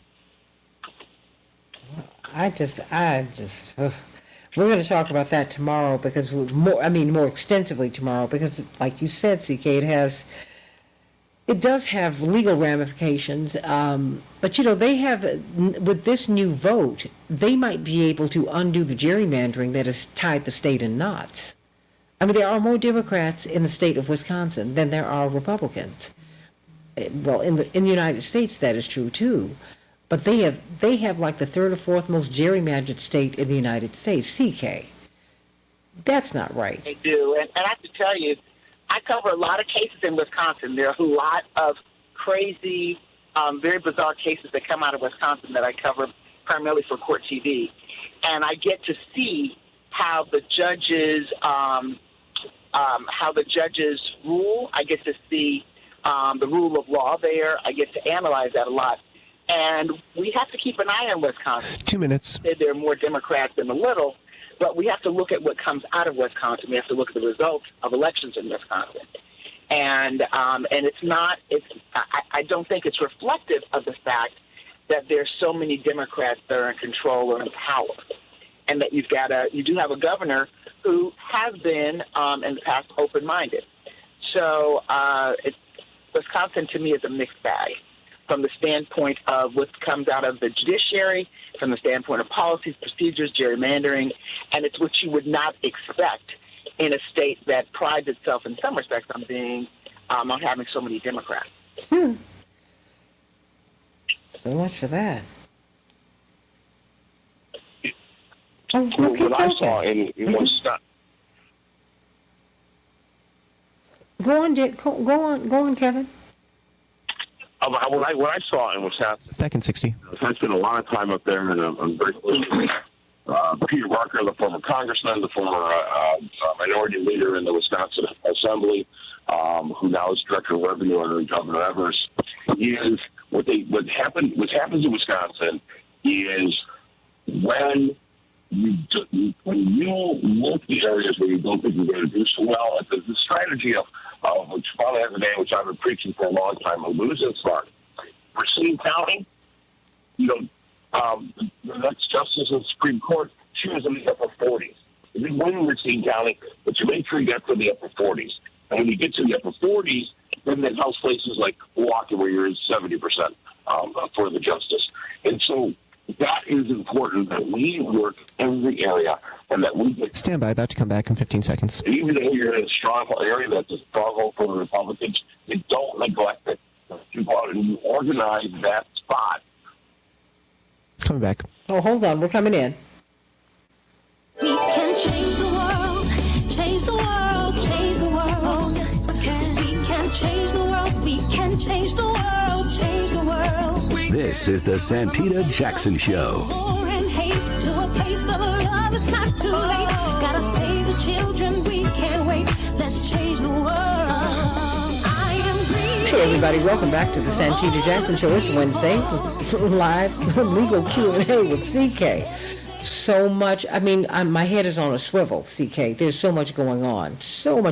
But, of course, It's not just because we're based in Chicago. Everyone was looking at what was going to happen in this race, because this race was of tremendous consequence, and not just to the Democratic Party. I think to just the direction in which people want to go. Because Dwight McKee made the point that we're not as color coded as we are ideologically based. And of course, we have got to get to Xavier Nagaris, this young man, CK. We're so proud of him, CK, about of all that he's done. CK. Absolutely. Well, let's turn to him. I'd love to hear from him and hear what he has to say. His perspective. I mean, if he was at 17, unbelievable, with Reverend Jackson, with everyone, and to see his journey is magnificent. So let's hear from him. Well, let's talk. We're talking about when I was young, and I appreciate that. Ain't that young anymore, but thank y'all for making me feel like I'm 17. None of us are anymore. Listen, there's a number we're not talking about that is. We talked about a lot of things that had to happen. For example, I remember when we first started this conversation a few months ago, we talked about how first and foremost, and I kept on saying first and foremost, the black vote had to consolidate, and we talked about the effect of some of these folks, especially some of the black leadership that was endorsing Dallas, the impact.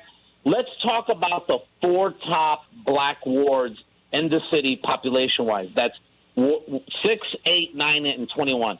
6 is 95% black, 8, 95% black, 9, 92% black, 21, 94% black. They averaged 80.5% for Brandon. So that is the indication that says Brandon hit that baseline he needed to hit and beyond. He really did receive 80%, possibly a little more of the black vote. Dallas had to break 20%. He didn't break it. So that consolidation happened, and the leadership that went against Brandon in the black community did not have an impact. Let's be very clear. That was one. That had to happen. But this is really exciting what I'm about to tell you guys. We actually have the age breakdown of the change of voters from the primary to the runoff. Check this out, guys. So Brandon right now is up by about 17,000 votes. That's going to increase when mail-in ballots come in. 17,000 votes. The change of voters between 18 and 34 from the primary to the runoff. You ready, guys? 22,000 voters. 22,000. There was an increase of 22,000 voters from the primary to the runoff of folks 34 between 18 and 34. Check out this number. 65 and plus. You know what that change was? It was actually minus 9,000 voters. Not plus. It was minus 9,000. The increase happened with young voters. It was a 32% jump in voters between the age of 18 and 24. That is incredible. That is just exciting news. So what happened? I mean, what happened with young people? I think the same thing, the same reason why I got involved. I think, after the field was clear, folks were excited about it. It was a little harder to be excited about the Brandon candidacy, although a lot of young folks were even in the primary. But once that cleared and once young people were able to see the two candidates, the choice was super, super, super clear. And let's also talk about, what I feel is the number one reason Brandon won outside of the consolidation, the black vote, and what happened with the young vote, which was field. I mean, there's no question that Brandon's field was, 3 times more active, more powerful than Dallas's. But who was running that field? At the end of the day, the soldiers were young people. That is incredible. That is exciting. that an army of young people made this happen. Attorney C.K. Hoffman. You know, for the first time. No, Kevin, please. It is, I started my career in politics in the field. I'm what they call a field rat. One of the problems we had 30 years ago, when the field, the time, energy, and money was never spent to support a field operation, support people going door to door. The thought then was like, you got to put all the money in TV, all the money in TV, all the money in TV. And now, I think since the Obama campaign, where they made a financial commitment to doing field well and putting in paid organizers who are managing the system, that's what made the difference. And teaching people how to organize and getting down to organizing door to door and neighborhood to neighborhood.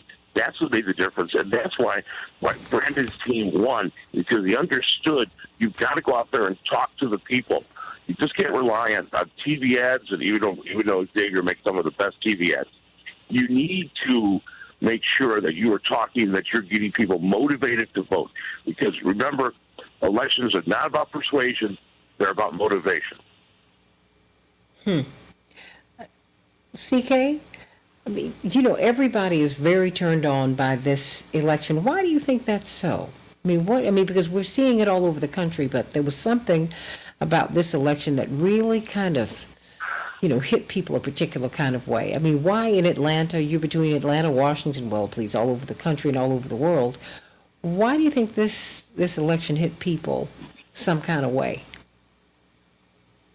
Santita, I've been thinking about that. I think because it restored people's hope.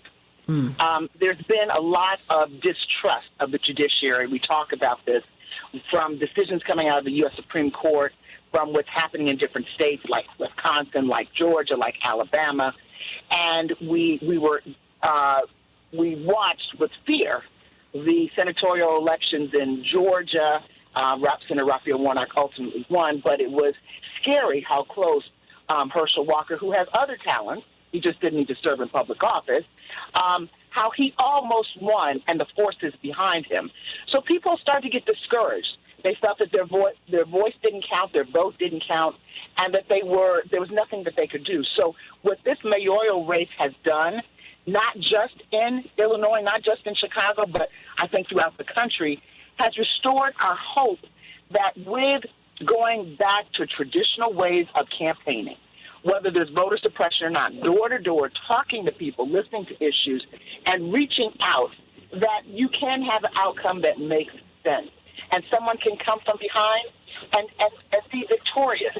And I think, and when you saw the coalescence and the coalitions that were formed, that is something also that gave people, and it gives them, those things are giving people encouragement, making people feel better about elections, because there's so many allegations of fraud, and we saw what happened on January 6th, that people really were getting discouraged. So this restored people's hope that we can do it. It can be done. There can be an election that takes place, and you can fight voter suppression. And kudos to Aaron, kudos to actually everybody on this call, but to Daryl Jones, who came from, the Transformative Justice Coalition goes throughout the country, like Rainbow Push Coalition. The Rainbow team was out and full force, and we all, took a page from the playbook of Reverend Jesse Jackson. So I say, kudos to everybody that participated and made this happen, and restoring the confidence of voters, not just in Chicago and in Illinois, but throughout the country. Call us, everybody, 773-763-9278, 773-763-9278. Robert Patillo, are you still with us? Okay. I am indeed.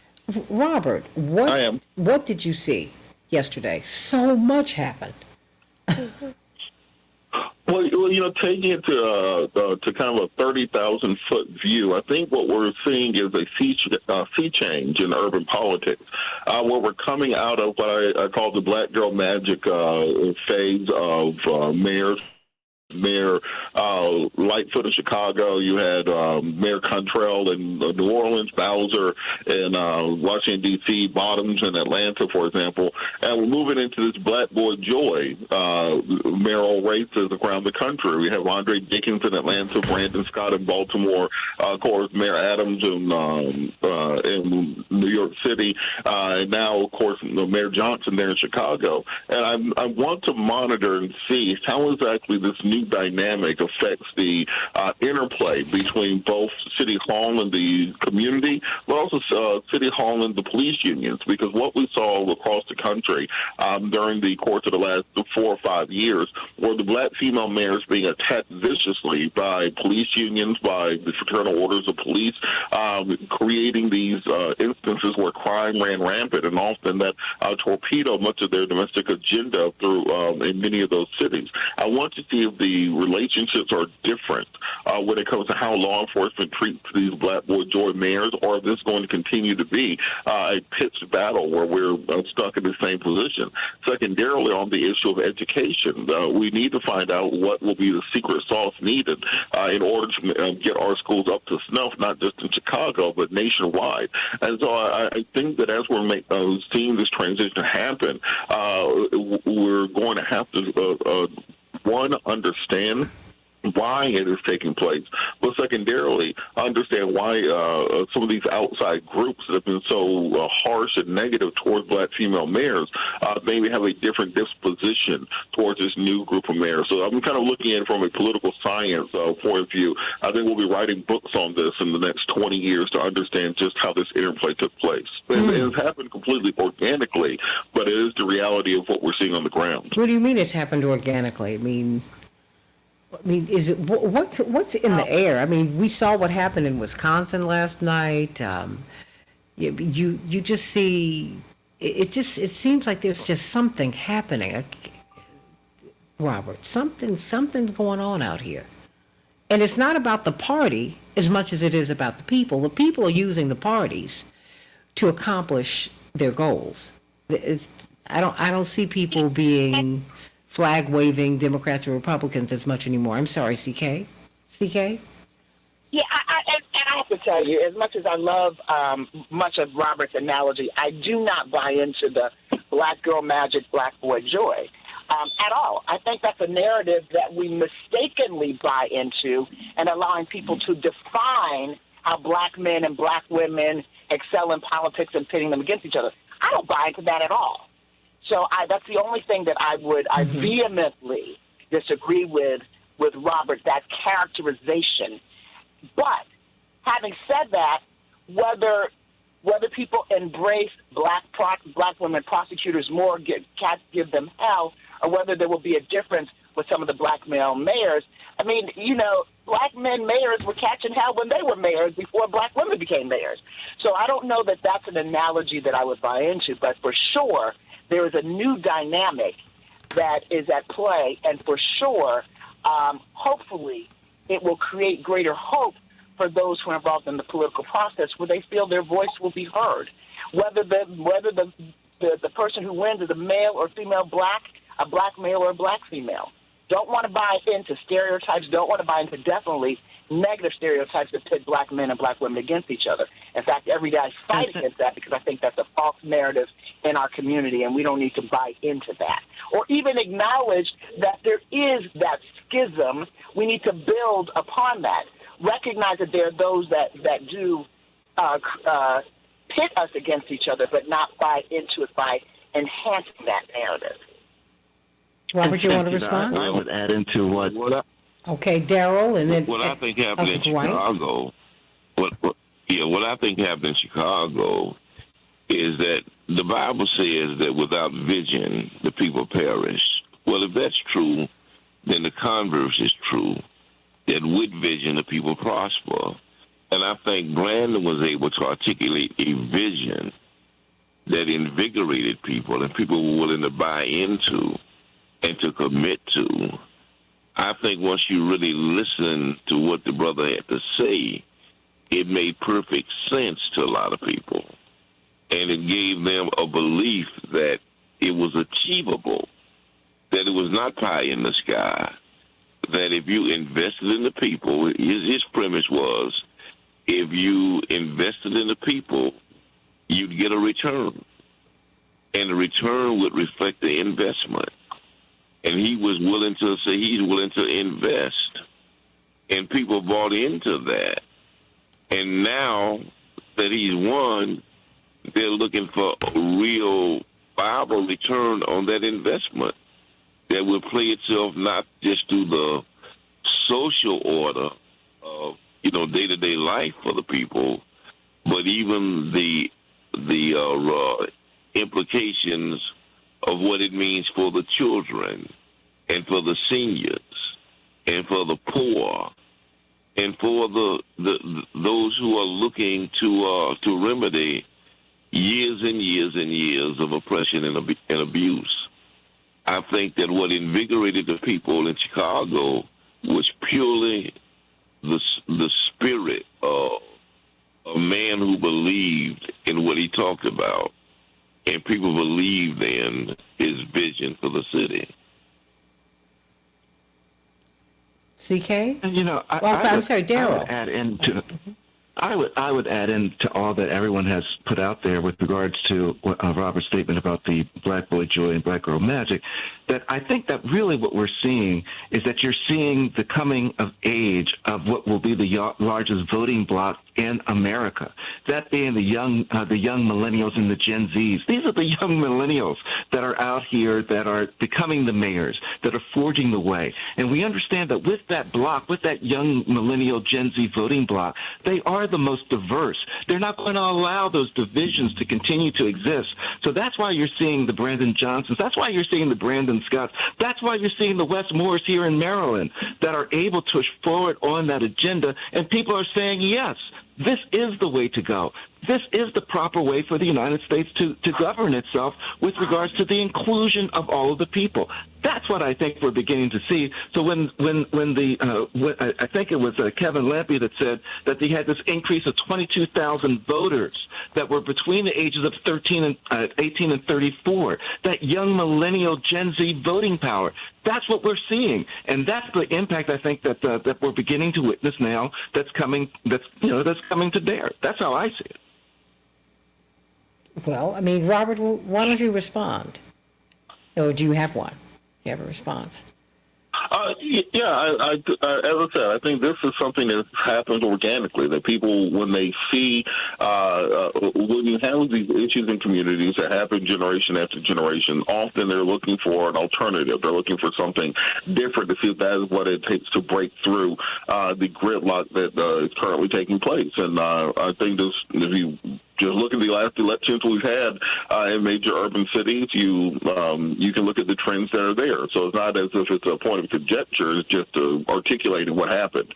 And I do think we're going to have to monitor, particularly I want to see how police unions are acting in response to these new black male mayors, and if they treat them with more respect than the female mayors, and if that's the internalized misogyny that exists within many of these police unions where they may not understand their actions.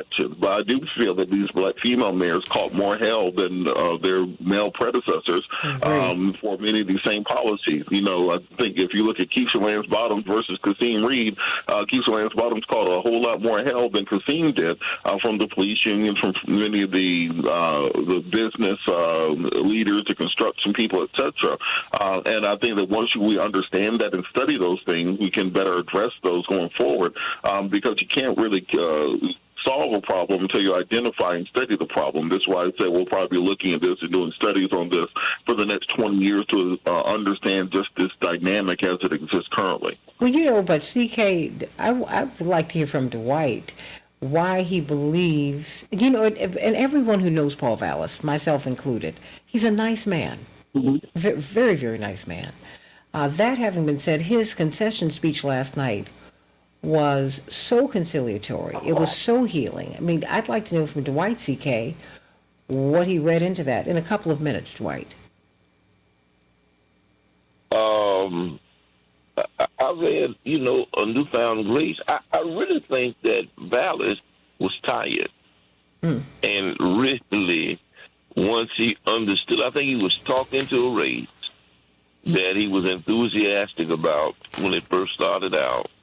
But once he dealt with the grind and the groove of it all, that he had second thoughts. Honestly, he sounded more relieved than anything else that he didn't win. And so, But you know what? The grind of that office, I mean, you look at what Obama looked like, what Barack looked like when he became president, and what he looked like when he came out. Oh, I mean, girl, and he's 70 years old. I mean, and he's 70 years old. He went to high school with me. You know, sometimes, boy, you jump on a horse, and the horse rides you. And so, I think he looked at him. Uncle's right. Lord, CK. I told you that I need to keep Henry by that mute button. I told you. But you know, Santita, I want to make an observation. This is probably the only show in media in the history of the world right now that has come on at this time that did not focus on Donald Trump's the former president's arraignment. Oh, please. And the fact that he's a defendant, almost exclusively. So I applaud all of us for not focusing on that as much, but making it part of the narrative, really just one more part of the narrative of what happened yesterday and how we can analyze where this country is headed.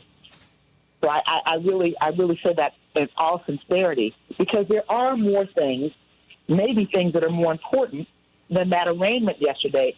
But you would never be able to tell it from the news, from the media. Oh, let me tell you, you know what? They looked embarrassed yesterday because the case is not strong, CK. I mean, everybody started laughing on the CNN panel desk when John Bolton said, how many people wouldn't want their wife to find out that they were fooling around with a Playboy model? Come on, y'all. Well, that's true, but I don't pray. And I think, you know, Santita, that is true on the face of it, but I slightly disagree. Okay. Because in that document, we don't know what's behind that document. Because that document was it was like you're at practice in Virginia, which is a notice state, which means that when you file lawsuits, there are lawsuits that are 1 or 2 pages long. As compared to Florida, where I might file a 100-page lawsuit, because that's just the different jurisdictions. Those documents to me were so bare-boned that just did, to me, the bare minimum. But it's what's behind that, and I have to believe, I don't know, that there's enough behind that for them to step out and feel that they needed to, at this time, arraign a former president, indict a former president of the United States. I've got 1 minute left. Because I want to ask you about that, because I'm telling you, I was like, why don't you are there any rules governing this thing? You don't tell people what they've been charged with? I mean, what's up with that? Well, he's been charged with falsifying documents. No, but I'm just saying, I felt that, it stayed sealed until they got there. I mean, what's up with that? Well, that's, I don't think that there's any, the former president wasn't treated any differently than other defendants. But I don't think that's right. At this point, I'm just saying. No, I'm saying in terms of legal documents. He's not treated any different than other defendants. No, but I wasn't even saying. I'm saying that part of the system I don't agree with, because that favors the state, right? It's just my thought. The last 30 seconds belong to you, Attorney C.K. Hoffler. You got to let us know when, where, how we can catch you, and all of that. Well, you can catch me on Court TV most Mondays and Tuesdays. It varies in the morning. Usually I'm on at 9 o'clock, but it does vary in terms of time. And I do, of course, this radio show on WCPT, not WCPT, on WAOK in Atlanta. You do CPT too, yes. And this show, and I do other media as well. But www.ckhoffler.com, that's how people can reach me. So, well, you know what I want us to do? Because, we're not going to get a chance to get the full comments from everybody on this air. Stay right here, because the audience, of course, has continued to grow. Stay right here, CK. I mean, I know you got to run, but everybody stay right here, because this wonderful panel is going to give closing thoughts on the Santita Jackson Show. Love you, everybody. Love you, CK. I'm so glad you're back, CK. Oh. No, thank you. Oh my gosh, and Daryl, I missed my Daryl, and I missed all of you. Love you, love you, love you. See you tomorrow on the Santita Jackson Show. Stay right here on the Santita Jackson Show YouTube channel and Santita Jackson and Friends. Going to be talking with this panel, getting some closing thoughts from them right now. Thank you, Henry, for a great show. God bless you, everybody. Stay right here.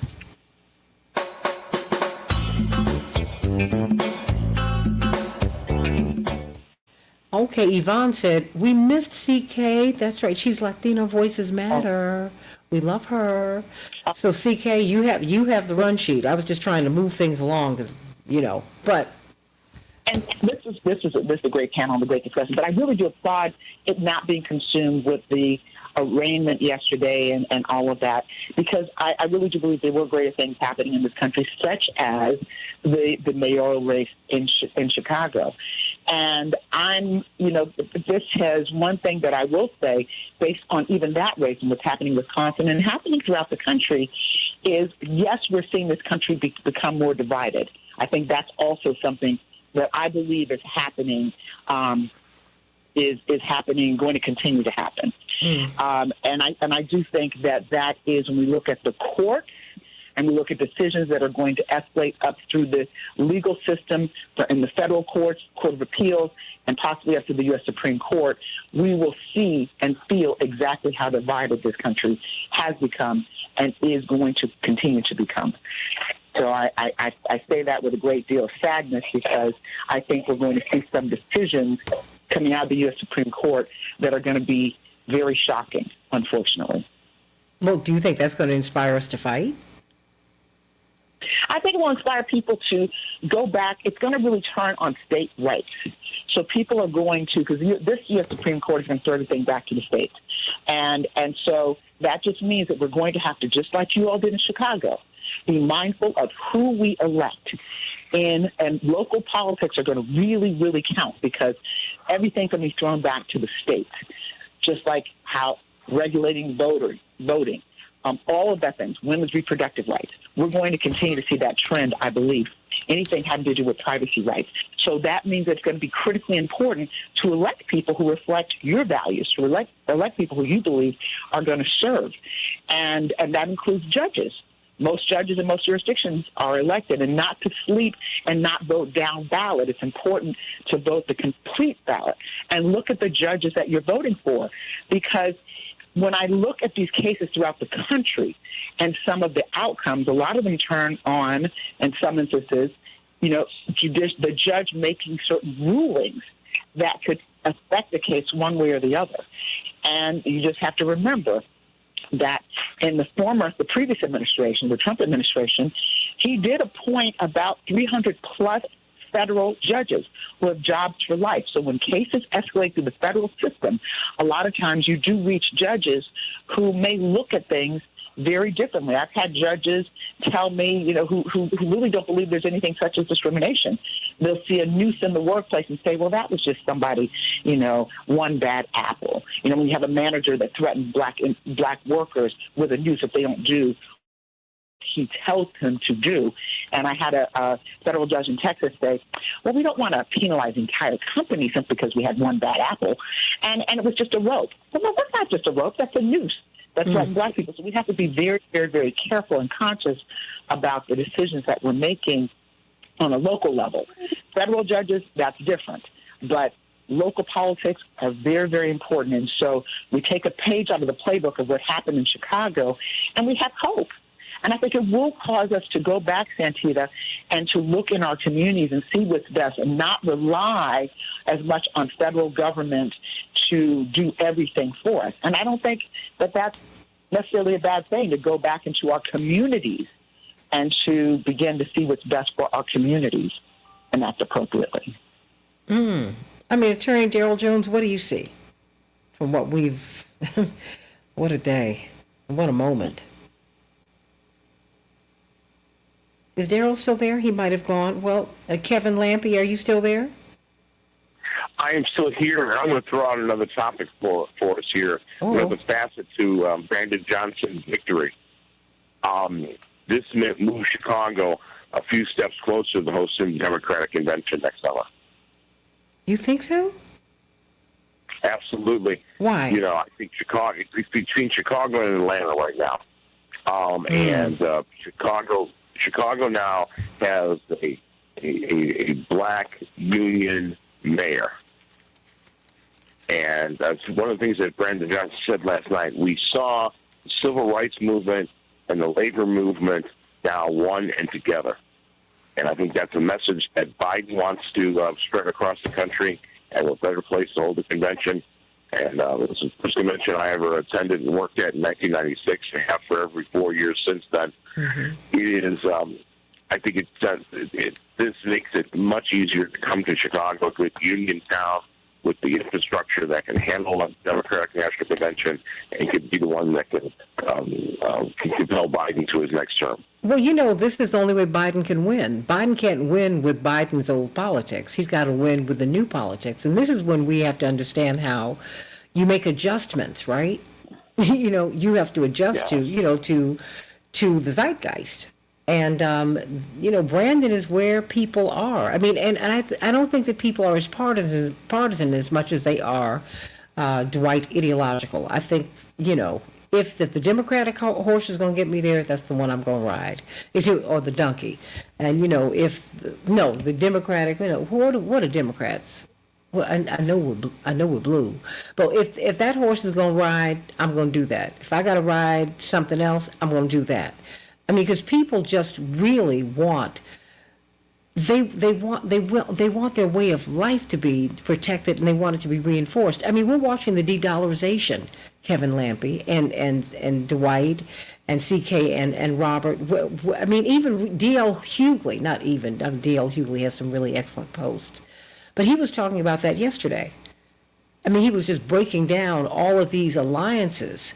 That when we continue to look at Ukraine and who won this battle and who that one, the Saudis and the BRICS nations, these folks are cutting other deals. They're going off the dollar. They're like, we're not going to use dollars to buy oil and to sell oil.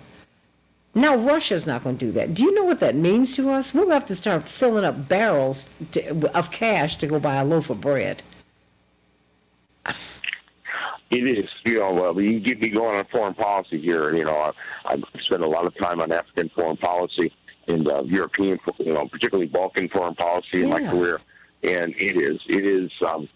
I think one of the things that is happening in this country, and one of the things I work on passionately, is that we understand that there's a lot more going on beyond our borders and within our borders. Mm-hmm. And once we understand what's happening in Africa, what's happening in the what's happening across the world, the influence of China and Russia as they try to spread influence around the world. The Americans and through our government need to be able to stand up to what is happening and be able to be the beacon of democracy, and that's why I'm so rabid in my support of Ukraine, even though I'm pretty much a pacifist. But you know what, but Kevin, America needs to understand the impact of colonialism. Okay? You can talk about democracy all you want to. The fact is, you're looking at the former colonies that are rising up, and they are sick of it. They are sick of it. That's why I always felt that. Look, I said Africa's not going to sign on to the West, and India's not going to sign on to the West to their version, and certainly China is not about Ukraine. Look, you want peace there. You don't want people to be rolled over, but you don't want NATO to surround Russia either. That we broke our agreement. Now we have a mess. These people are cutting deals, making money, and we've got inflation that's going through the roof, and people are not using our dollar anymore. That's horrific for Americans. We have no idea how that's going to impact how we live from day to day, Kevin. Well, I think I'll go back to the colonization thing, and that is the real problem. And I had going to be running for president in Guinea in town last week, and was taken around, took him to the Bernie Sanders, Brendan Johnson rally, and one of the things that we talked about was the challenge of African and Pan-African politics is that the colonial borders do not represent the real borders that exist in Africa. And so now his challenge in running for president is trying to unite all the different parts that without the colonial borders would be atomic countries themselves.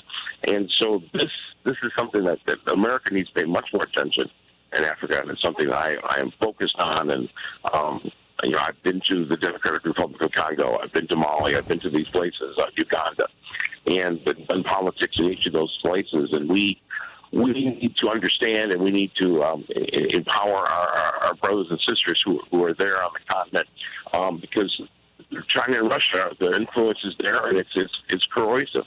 Well, let me tell you, but no, what's corrosive, everyone knows that we're corrosive. And we need to stop that. Because the fact is now America needs Reverend to go places with them, and he's in a wheelchair. And they've always needed it. That's why Bill Clinton made him basically the super ambassador to Africa. Because we don't have credibility. And we don't have credibility because we have decided to be the colonizers too. And we got to stop. Got to stop. America has joined with the people we fought, the British and the French and everybody else, and it's been a mistake. And when African leadership align themselves with Western powers, they catch hell from the people, and they should. I mean, it's a whole new world, Kevin. Well, the fact of the matter is, when the other countries control your industrial base, then you become the colony. So America is actually the colony now. Oh, man. Because everybody else controls their industrial base and their resources. Yeah, and you see Russia and China, the new colonists there. Well, the thing is, but that's true, but they've cut another kind of deal. I mean, because they've been colonized too. And the fact is, we're not going to out-colonize them. Because they came in another way. And the thing is, we're not going to fight them. We're not going to win that fight. No. We're all, at the end of the day, these people want to control their own resources. And ultimately, it might not happen in my lifetime, but it will happen. They will control their resources and their own destinies, period. We're not going to go in there talking trash about China. China built headquarters, which completely dwarfs anything that the UN is by 3 or 4 times. We need to stop playing these games and get out of this 19th century mindset and understand who and where we are. People have gotten grown, Kevin, and Dwight, and CK, and everybody else who's still here. And and Africa and India, these nations of color know they're not debtors. They know they're creditors. I'm so tired. It's crazy to see Sally Struthers at night crying over these children with these distended bellies. I was like, if you get the hell out of there and stop raping Africa, and stop raping India, and stop having these medical experiments over there, maybe they wouldn't have these problems. How about that piece? Because I've met just about every African leader, and you know what would happen? First of all, they always had, not all of them, but many of them had a white advisor, and they were always very nervous when Reverend would come. And when you get on a plane with Reverend Jackson to go to Africa, oh, Lord, these folks want to know, who are you? What is Reverend doing? Why is he going? I'm like, wait a minute, you're white. Why are you going to Africa? Well, I'm going home. I said, me too. Oh, no, you're not. Don't you talk to me, darling. I was pulled out of Africa. Now, what you doing going there? I just love the way it looks. Yeah, yeah. I mean, Prince William and Prince Harry had an argument, according to this book, this memoir, about who was going to have control over Africa. Instead of taking Meghan to Botswana, why didn't you take her to Sherwood Forest? Hello? Is anybody there? No, we are here, but, We are here, Santita. We are here. Please. I know what it's like to go toe-to-toe with an African dictator. I do too, and I know what it is like to go against an American one too. And Kagame moved a spy around the corner from my home to attack my wife. So I know what it's like, and I know. And I think that's a horrible thing that's happened. I think it's horrible. It's awful. I think that dictatorships are horrible, but we have one too, and the corporatocracy runs it. We need to stop because we do it with a smile. They just do it with one person and they get Western help. I get all of that. And it should not be. But the fact is, America needs to grow up in its politics and understand that they cannot continue to kill African leaders who are in the tradition of Lumumba, who are in the tradition of Nkrumah, who are in the tradition of, yes, Gaddafi. We didn't have to like Gaddafi, But Gaddafi was beloved by his people, and now we've created a failed state because of our dictatorial politics. And we need to stop it. Africa does not belong to us. Our oil and their resources and their oil and everything else is not, that doesn't belong, they don't belong to us. It's theirs. And we're going to have to learn to share. Now, somehow or another, with the Chinese and how they're doing it, they have another kind of deal with Africa. I'm not saying that it's not going to tie Africans up, because Africans are going to have to grow up too. And stop needing everybody's help. Get these people out of there. And stop letting the West kill off all these progressive black leaders, because that's what they do. And it's a horrible thing. It's horrible. And with Kagame and everybody else, you see a lot of Western mischief behind them, Kevin. Oh, absolutely. Absolutely. He was, trained in Leavenworth military. And you have the CIA, you have MI5, MI6, you have them all over there. That's what they do. When Reverend was getting his Legion of Honor medal, CK, you were there. You had a body of of the diasporic black French people who were very angry because they're fighting Macron, who I like very much. They're fighting the French because they're like, we want the treasures you've looted, and we want to get off the franc. We want our money out of your banks. And the Europeans and the Americans won't let that happen. Come on now. These are not children. Oh, hey, Eric Easter, Howard University. Love you, my brother, and love you, Paula. CK, you want to say something? I get wound up. It doesn't take me long. Well, I think this is a topic for another show because it's a great topic. But because you've worked over in that, you've been working in that space for many, many, many years, from Angola to Gabon to Senegal to South Africa to all over. So I would say this, Santita. Yesterday and today we're celebrating a process that happened in Chicago that restored faith, that restored people's sense of hope of the electoral system, despite the voter suppression. And we've never operated without voter suppression. It's just that it's the voter intimidation has just taken on a whole nother face. And it just as discrimination has taken on a whole nother face in this country. But we celebrate and we elevate those people who stood fast and came to the polls and made a difference. And so I think that's what we take from today. And despite other things that are happening around us in this country, we do have hope that despite all the divisions, because the divisions are more pronounced after, I think, the arraignment of our president, after the indictment, after the arrest. He was arrested. It looked like an arrest. But when he sat in that courtroom, he looked like a defendant. Every other defendant that I've seen. And despite that happening, despite the fact that it was unprecedented, this country's got to continue on and hopefully not be as divided going forward as it's been in the past. I hear you. And Kevin, let me tell you something. Our government needs to stop backing people who would support folks who would attack your wife, while you all are trying to make positive change on the continent. Because we have to look at the things that our government is supporting. It just makes you go, are you serious right now? Well, we just in the battle to get freedom for Paula Sespedina. Our biggest struggle was getting our government, the Belgian government, to protect their citizen, protect the person that has a permanent resident, and so that was the challenge. And what is that about, Kevin? Banging at the door. Yeah. I'm like, how are you not going to support? What do you? These are our people. How can you tolerate someone in this country who would attack one of our citizens? Oh, I tell you what, business interests. And when you get over there, you see it, and it's just disgusting. I'm saying there are a lot of dirty hands here. A lot of dirty hands. And we cannot talk about democracy when they will not guarantee my right to vote after I've been out of slavery more than 150 years. So they could just shut up with that piece right now, that part. I can't get Biden to sign an executive order protecting my voting rights. Bless his heart. Mm-hmm. It would only last his presidency. I mean, that's what I want.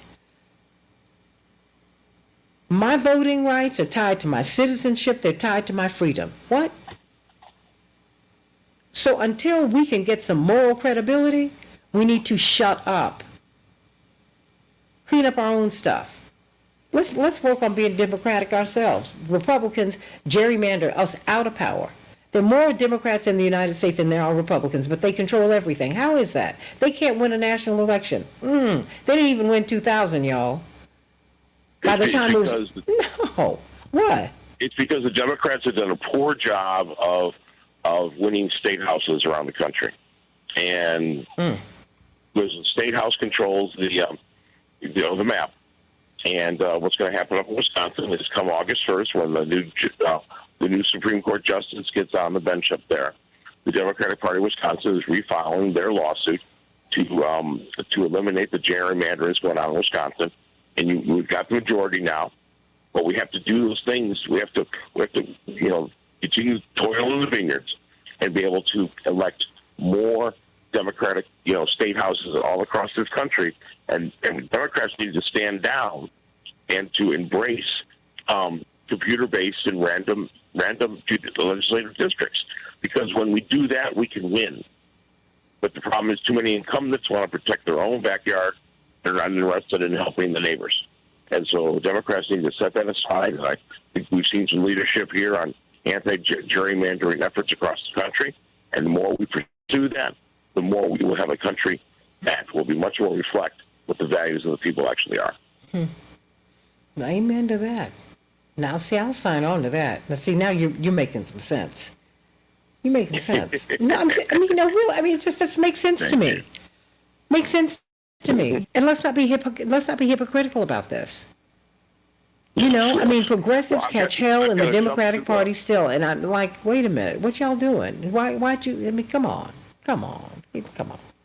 But I'm going to let you go, Kevin. I'm going to let you go until tomorrow. Okay, sounds good. I know he's like, oh, no, girl, don't call me. You're getting on my nerves. All right, no, never can. All right, take care. All righty.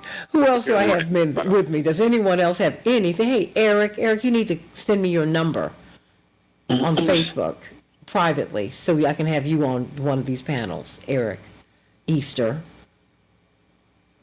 Who do I have here? Xavier, I'm just trying to take a nap. Y'all keep on talking. I know you're trying to be on the sneak with the sleep. I'm not mad at you. You told me last night. I don't know if I'm going to be able to make it, but I'm going to try and be there for you, my sister. But what's your takeaway from all of this? I just wanted just one thing that we're not talking about, and I feel this as somebody who was born and raised in Humboldt Park, and a lot of people forget the West Side starts in Humboldt Park, and the border. Like for somebody like myself, Puerto Rican, born and raised in Humboldt Park, like we see Brandon as just a brother from the hood who became mayor. Like a lot of people don't see that point, right? Like the hope that it gives to young people from the neighborhoods, right? Like we've never seen anything like this. He's from Austin. He's right there, living right in the neighborhood, right? A challenged neighborhood. And I think we don't talk enough about that. And I think we need to talk a lot about it. We talk about the moment and et cetera, et cetera. Like there's an incredible movement also just folks from neighborhoods like taking charge, empowering themselves. Like you saw that, like with there was a good number of young Latino elected officials that backed Brandon over Chewy early on. Like they did. Why do you think that was? Congressman Delia, because it was part of it too was Chewy did come into the race late, and that did hurt him. Yeah. But listen, they just they saw Brandon as they could relate to Brandon actually more, right? And I think that's what it was. I think they felt like they could relate to Brandon more, and being a brother from around the way, right? Yeah, that's it. People underestimate that. Like that's real powerful. It's just a lot of things happened last night that was, I had to give a shout out to the 22nd Ward.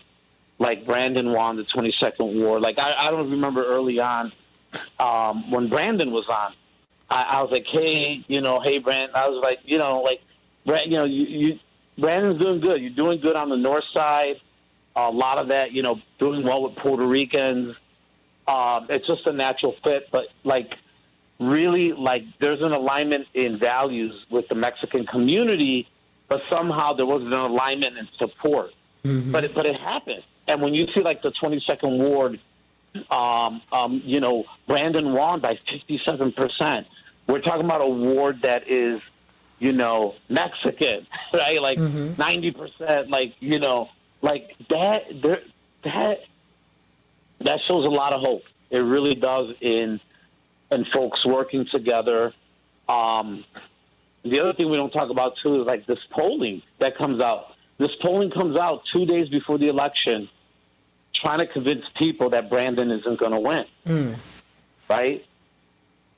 We got to talk more about that another time because No. Wait a minute. Hold on, Xavier. Dwight, see all these shenanigans? Xavier, we have to talk about the voter suppression. We have to talk about those kinds of attacks that you're talking about right now, Xavier. I mean, because to me that's part of the debriefing. Suppression. Yes. Oh, it's important because this is going to continue. That was a narrative, that was a narrative suppression. You talk about voter suppression. There was a narrative suppression. We talked about it. I brought it up early on that there was a narrative suppression in the media that was built to convince you. Look, we don't, other things we'll talk about. The number one reason why a lot of black leadership that they chose to support Vallis, those that supported Vallis, it's the same thing that we saw with Rahm and Daley. It's real simple. They just thought Vallis was going to win, right? They didn't give it a chance, and so they were just like with Daley. You really couldn't get an opposition against Richard Daley because Richard Daley, from the get, he sucked out all the hope that anybody could even beat him. So if you start with, well, we can't even beat him, well, there is no hope, and then you can't build a movement, right? And that was the whole thing with a lot of the leadership that jumped on to Bob Vallis that we were shocked. They didn't give it a shot. They didn't give it a chance, right? They was like, well, Brandon doesn't have a shot anyways. And then you start building this whole narrative, and you have this polling, but the people didn't fall for it. And that's what happened. But they tried. They tried really hard to make you believe Brandon could not win. Dwight, what do you think about that? Excuse me. I agree. I think that they was counting on the events of fulfilling prophecy that Brandon can't win, so why run anyway? Why vote anyway?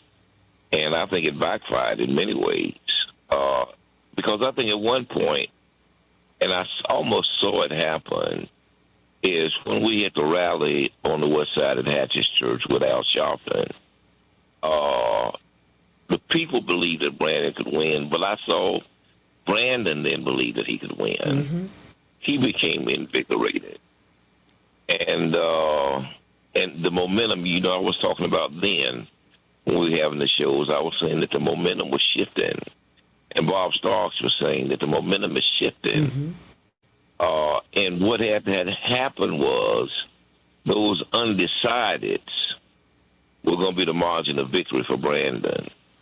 Because when they had to choose between 7 and 8 candidates, their commitments were split. And between, who was the best candidate out of these 7, 8 people, it was a divided spirit. But when it consolidated down to Brandon, then most of those undecideds jumped on Brandon's bandwagon. I'd always believed that Paul Vallis had peaked at 48%. Mm-hmm. I never thought he could get past that threshold of 48%. And Brandon was able not just to invigorate new voters, he was able to consolidate the voters of those people he had run against, and there was enough to take him over to give him the victory lap. Yeah. So I totally agree, and I think that they misunderstood where a lot of Hispanic brothers and sisters were, and the young white crowd was, is that they ideologically identified with and believed more in where Brandon was than Vallis was. Many of them saw Vallis as old school and business as usual, and they just wouldn't buy into that. And so many of them would have stayed out of the race. But then once they believed that Brandon could win, it gave them a new incentive to come out and vote. You know what? I think the stars just lined up in Brandon's behalf. To show you how right you are. My mother, I go to Pearl's Restaurant a lot. And Pearl's Restaurant, the majority owner is a guy named James Riley. And he and I were in kindergarten together, Xavier and Dwight and whoever else is still here. And Jimmy's white. But that having been said, he's my classmate. We have known each other since we were 5.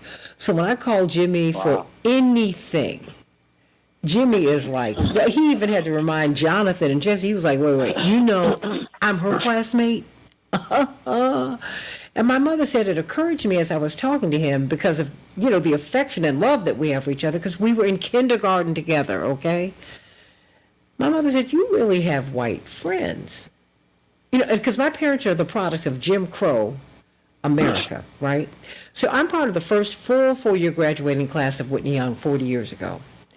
And by the time I was in a special program there, and it was about 15 to 20 of us who took all of our classes together, period. From like the middle of sophomore year on, Berta Casanova, Maria, Rick Leong, Jeff Pazin, Terry Johnson, Joe Dudley. I can tell you, Glenn, Jeff Schwenk. I can name them, and it was a rainbow coalition. And by the time we were juniors and we had all gotten into the Honor Society together, we did everything together. And we had a class with Mr. Bazell, who's now gone on to glory, and he did not allow us to have books for this math class. It was an advanced math class. But I tested into college calculus at Carnegie Mellon that summer. I mean, this is how intense his class was. But he gave us an 81 question final, and he walked out the room. He said, don't y'all talk to each other. Don't even think about it. Honey, now I said everybody meet at my house. I'll call my parents who are out of town. We're going to meet at my house because it's going to take all of us to come together to finish this exam. And by the end of the night, we were calling ourselves the Rainbow Tribe. Because we realized we had been through the same classes together. We were all trying to get into the top schools. We were dealing with the same pressures. And it made us very, very close. And I'm saying that, Dwight McKee made a brilliant point last night when I was on WCPT, when we were hosting, Patty Vasquez and Joan Esposito and I were helming the show last night, giving the coverage. You said, Dwight, don't look at color as much as you look at ideology. People line up a lot differently. Like Xavier, you're saying, wait a minute, for us, maybe for our parents, he's the black guy. And I'm not mad at anybody. But for us, he's the guy from the hood. He gets lined up by the police. I get lined up by the police. I get it. And, I've played sports with him. We've shopped together. He's my boy. Don't mess with him. Right? Am I kind of with you here? Yes, that's Okay. it. Okay. He once in a while he goes to Jimmy's Hot Dog on Grand End. Casey to get. I know he does. There we go. I knew that's where you were going to go. You're like, we go to the same hot dog place. I'm like, okay. The same That's pork right. chop place. I got it. That's right. No, with the onions and the mustard. I got you, boo. That's it. I got it. My mother loves that, and now I love it too. But when you see people like that, you do have a connection, and it changes you. You just, it's like, no, that's my boy now. Hold on.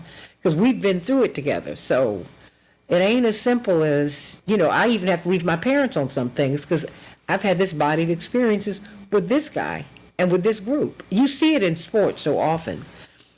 You see folks who on an ordinary day and in ordinary times and circumstances, they wouldn't be together. But the person who came apart when Magic Johnson announced that he was HIV positive was Larry Bird. They were the closest guys to each other in the league. I mean, it's just, I think on one level we are growing. It just takes time, y'all. It just takes time. Is there anyone else here aside from Xavier who I finally got to wake up this morning? I got to mess with you, Xavier. Dwight, he told me last night, he was like, I love you, but I'm going to be at this party tonight, this victory party. Now, I don't know if I'm going to be awake to be on your show, but I'm going to try. Oh, my God. I'm waiting to hang up to get some. I know you're going to get some sleep because, look, even Pastor Vicki Johnson, who is Miss Tight and Right, she was there last night. I was texting her at 10:30, Dwight. Vicki. He brought all y'all out last night. Yeah. Hey, Santita, how about Angela Clay? I mean, we're not unbelievable on the show. Unbelievable. We got Lenny and Filipina in the 48th Ward. I mean, Chicago's gonna finally look like Chicago. Can you imagine? Oh wow, this is great. Yeah. Oh well, you know what? I'm very happy. But I'm very happy. I'm very happy. This all makes me feel very, very good. But you know what? The work now begins, Xavier. We've got a lot to do, and I'm glad that you're now part of the Santita Jackson family, because I think we're able to show people that look, you're like a son. It's seriously. So it's and this is how we roll together. Dwight, I've known since I was 2, but Dwight, you remember Gary Masoni and David Wallace. No one was closer to my father and to you all than these 2 white guys who went to school with my dad. Everybody get over it. Let's just come together and let's just create a real great country and world. We can do it. Does anyone else have anything else that they'd like to say? Hello? Anybody? Ooh. Okay. Well, look, I ain't mad at you. I am not mad at you. I know it's morning, but I know it's morning, but I'm gonna say good night. Well, good night. Okay. The other one last night with the unions, and what you think is reinvigoration of the union, of the union movement. And I think Chicago will become a template for the rest of the country as what real union power can look like. I think they were the other real winners last night. Well, after the hit they took under Reagan, is that what you're saying? Absolutely. Okay. I hear you. I am not mad at you. I am not mad at you. Well, I think that this is it's a great thing and it's a great day. It's a great thing and it's a great day. So, everybody, look, Xavier, do you have anything you want to say before you catch some Z's? No, this is the cover of the Sun-Times. I don't know if you saw the cover. A brand new day, like a brand new day, a brand new day. I love it. Powerful cover. Well, I love it. I love it. And you know what? Let's give him the support that he needs, and let's make this happen. Let's make this happen. Every school can be as well endowed as the highly selective schools in the city. Everybody can have access to affordable housing. We sure do have enough open units to bring people back. Everybody, rich and poor and middle class can have a view of the lake from their homes. Everybody should have access to these big contracts, not just the same families over and over and over again. And the south and west sides can look like the north sides if they get the money. So let's make this happen, everybody. And then there will be love in the streets. Yes. Yes. I do want to say this, though. I would have loved to have said this in the show. At the end of the day, with every new mayor, like, I have to say this as I'm not a young Latino anymore. I'm middle age now, but young African American and young Hispanic men always fall through the cracks, regardless of these. Like that is like we got to figure this out. When we talk about violence and we talk about all these problems with Chicago, a lot of it has to do with young black men and young Latino men, and they always fall through the cracks. And I'm really excited to see and to hear and to have somebody like Brandon Johnson that really is going to try to come up with a solution and not just look at, again, this is what Dallas really was selling, right? At the end, we just got to incarcerate folks and, we just have to insulate ourselves from them. But, this issue of young black and Hispanic men and how they continuously fall through the cracks, we have to figure this out in Chicago. We have to figure this out, and we have not been able to. What does it mean? What does it mean for him to be the mayor to you as a young Hispanic man? I think, it's not just being like young Hispanic. A lot of it is about the neighborhood, like being somebody who grew up in Humboldt Park, like being from these neighborhoods. A lot of this stuff is happening in neighborhoods, right? Like when I talk about young black and Hispanic men, I'm not, we're not talking for the most part, like, we're talking about these neighborhoods, right? Like, Bronzeville, Inglewood, North Lawndale, Humboldt Park, Little Village. Like he is part of that tribe, and he understands because he's actually living it.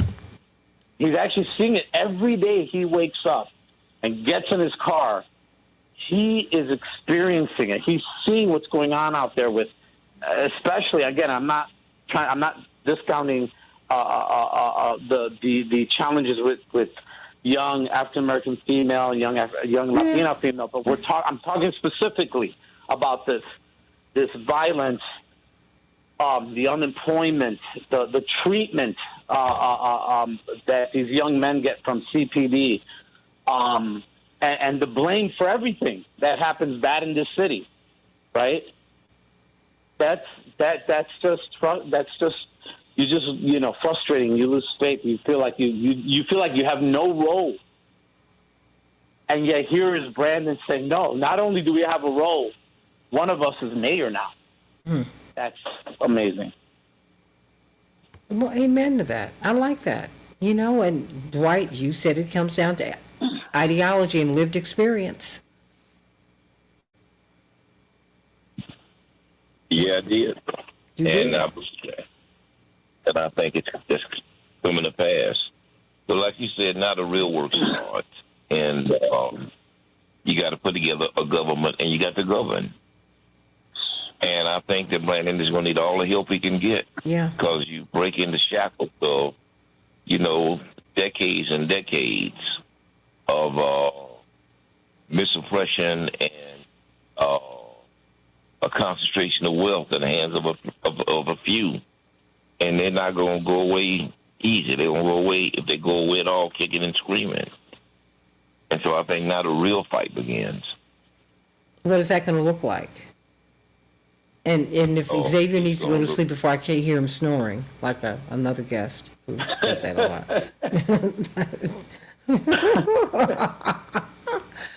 Oh, I love you, sweetie.